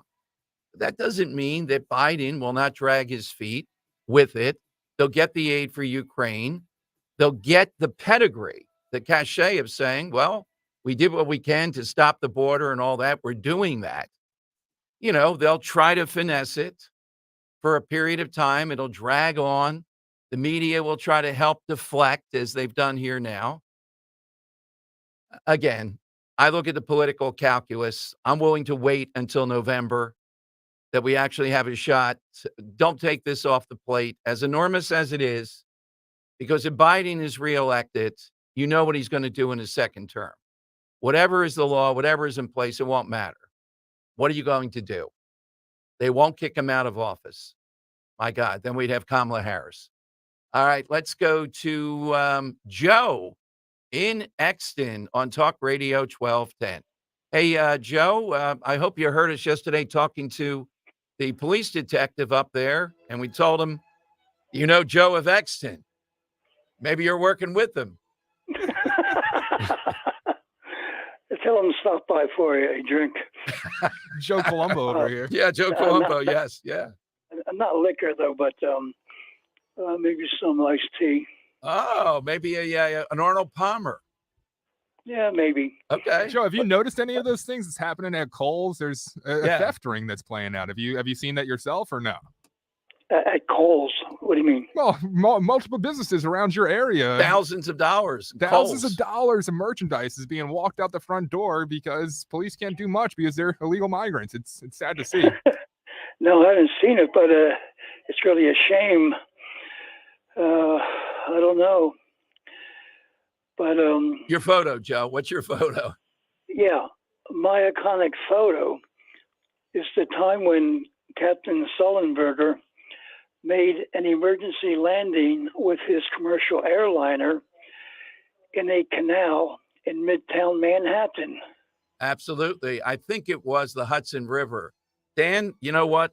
I am thrilled every time. I'd love to be in that guy's. Imagine him saying, you know what? We're going to land on the river. That's what we're going to do.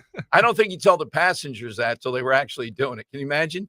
This guy's going to land on the river.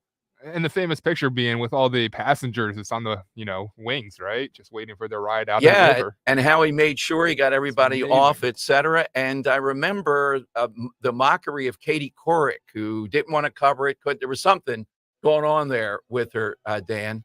Couric in the news because Joe Biden had her in the audience the other day. And he said, two of your colleagues at various places you've been have told me they're going to leave the country, Katie, if Trump is elected, because he'll put me in jail. Now, can you imagine Katie Couric saying, let me out of here, I hope. All right, lightning round is next. All you have to do is get in at 855-839-1210. This is a consumer warning.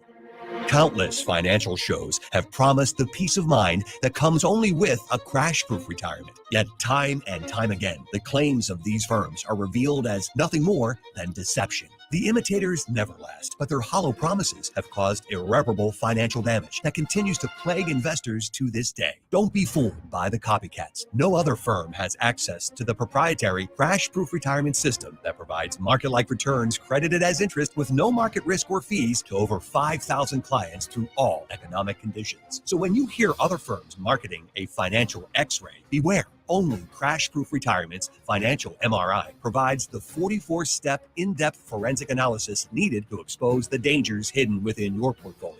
Be with the originators. Tune in to the one and only Crash-Proof Retirement Show, which continues to outlast all financial radio programs as it has for over 15 years. Sunday at 1 p.m. right here on Talk Radio 1210 WPHT. Hi, it's Ian Bush. If you're looking for that perfect piece of furniture, you have to check out Bucks County Estate Traders. They have the largest in-stock inventory in the region, and I mean largest, enough to fill a 58,000 square foot showroom. Quality, high-end furniture and accessories, modern, traditional, mid-century, all types of European styles, current pieces, as well as antiques. They'll arrange to ship anywhere, or you can pick up in store. So visit them on Bethlehem Pike in Hatfield or at BucksCountyEstateTraders.com.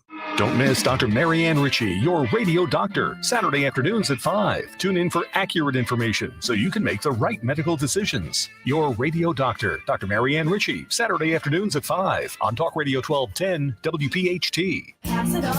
You've heard it said, he's a diamond in the rough. Or maybe, diamonds are forever. Here's something else I've learned about diamonds. They're just pieces of coal put under pressure for a long, long, long time. So when I start feeling like I want to give up, I think about that little piece of coal. And if that piece of coal can make something of itself by not giving up, so can I. Persistence is in you. Pass it on. From PassItOn.com. At Consumer Cellular, you get the same exact coverage as the largest carriers, but for up to half the cost. Same thing, up to half the cost. Up to half the cost for the same thing. 50% the money for 100% the same thing. I hope I'm making myself clear. Consumer Cellular. When freedom calls, we're here to answer. Call us at 1-888-FREEDOM. Half the cost savings based on cost of Consumer Cellular single-line 5GB data plan with unlimited talk and text compared to lowest cost single-line postpaid unlimited talk, text, and data plan offered by T-Mobile and Verizon May 2023. Be sure to follow Talk Radio 1210 WPHT on the free Odyssey app. Download it now. The time has come for the final test. We usually call it the lightning round.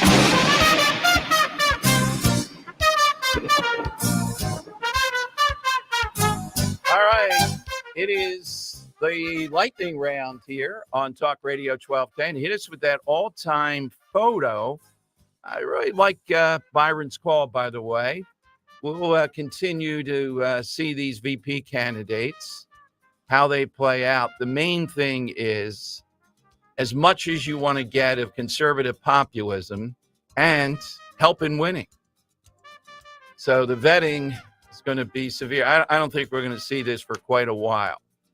Let's go to Dan in Fleetwood. Dan, you're on Talk Radio 1210. Hey, Dan. Hi, Dom. Dan, how are you? Good, good. So I don't think I'm going to be able to top the manufacturing of the flagpole, but my Oma and Opa, which is German for grandma, grandfather, my Opa left Germany before the war, wound up in the United States, getting drafted by the Army, the United States Army, fighting the Germans, and then meeting my Oma over there. And she was a blonde-haired, blue-eyed German girl, which Hitler considered perfect. She actually attended Hitler Youth against her will. Yeah. And her family disowned her when she left with him to go back to the United States. And the picture of them two getting married was unbelievable.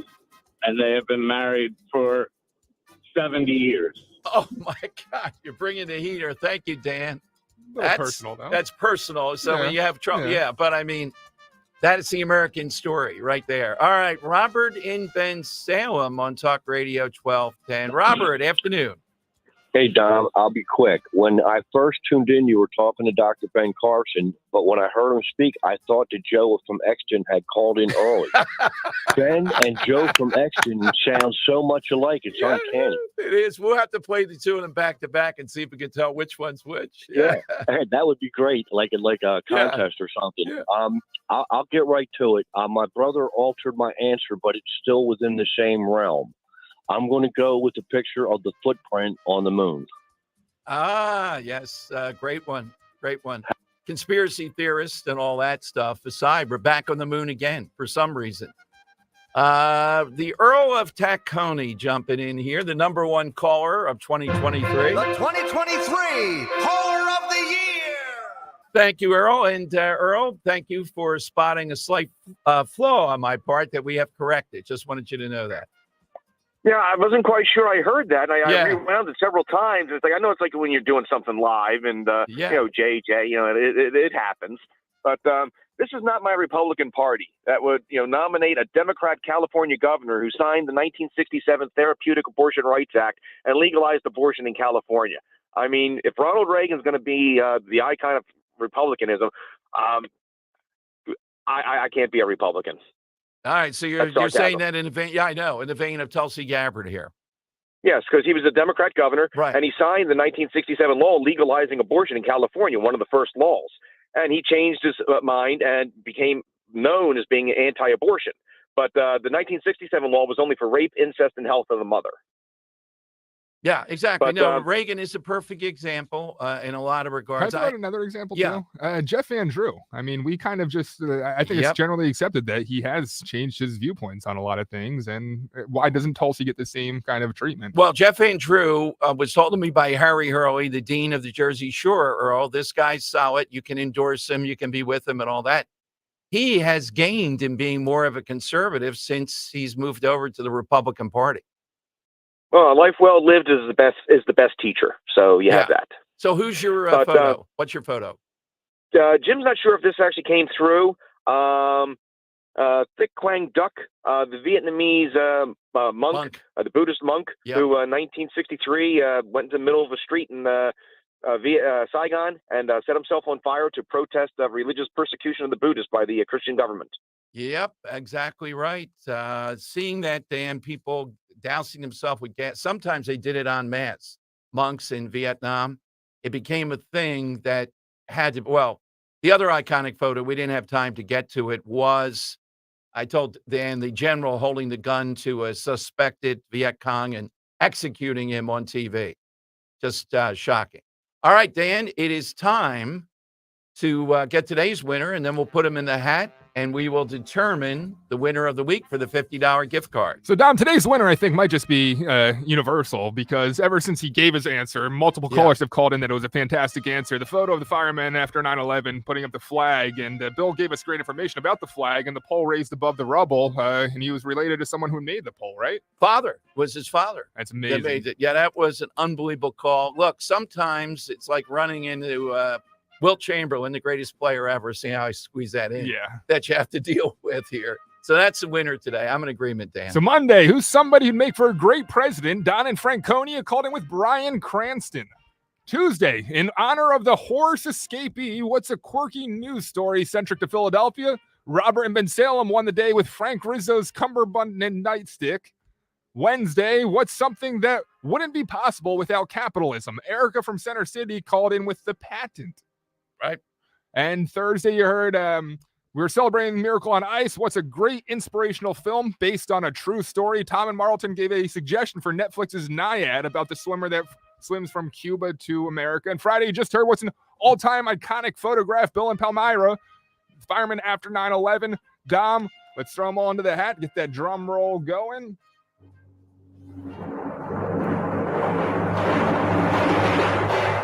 Got a 3 here, which means third day of the week, Wednesday. Erica from Center City takes it. What's something that wouldn't be possible without capitalism? The patent. I was telling Rody yesterday, she heard it, and the explanation was if you don't have that, it's property rights in general. And that's what she said, the patent in certain fields. If you don't have property rights, if they're not secure, well, what do you have? Well, in New York, you have the attorney general who took them away from Trump, essentially, over a minor thing. When you start fooling around with that, people get a little bit nervous. Are we a capitalist society? I would say we got a lot of things in there that make us not fully. Great week. Thanks to Dan. Hope you enjoyed Laura Trump this week. Right on the money with what she'll do at the RNC. That's a winning ticket. Thanks to Jim this week also. Follow me on Twitter, particularly tomorrow. It's not over with Nikki Haley. She's already said it. Even after South Carolina dumps her tomorrow by 20-plus points. How about if it's 30 or 40? Now, 20 would be even hard to believe. She's a former two-term governor there. But we'll see. And the vetting of the VP candidates, people are really interested in. Have a great weekend, everyone. It's going to be another exciting week next week. Again, on Twitter at DomShow1210. Let me know when we see the results tomorrow night. Richie always is next. From CPAC, 5 o'clock, Tulsi Gabbard interview. Talk Radio 1210 WPHT. Diabetes, high blood pressure, anxiety meds, everyone's on them. If you're a 50-year-old male, maybe a bit porky, and you may even have type 2 diabetes, $1 million of term insurance may only cost you about $200 a month. Call Term Provider. Speak with Big Lou at 800-200-90.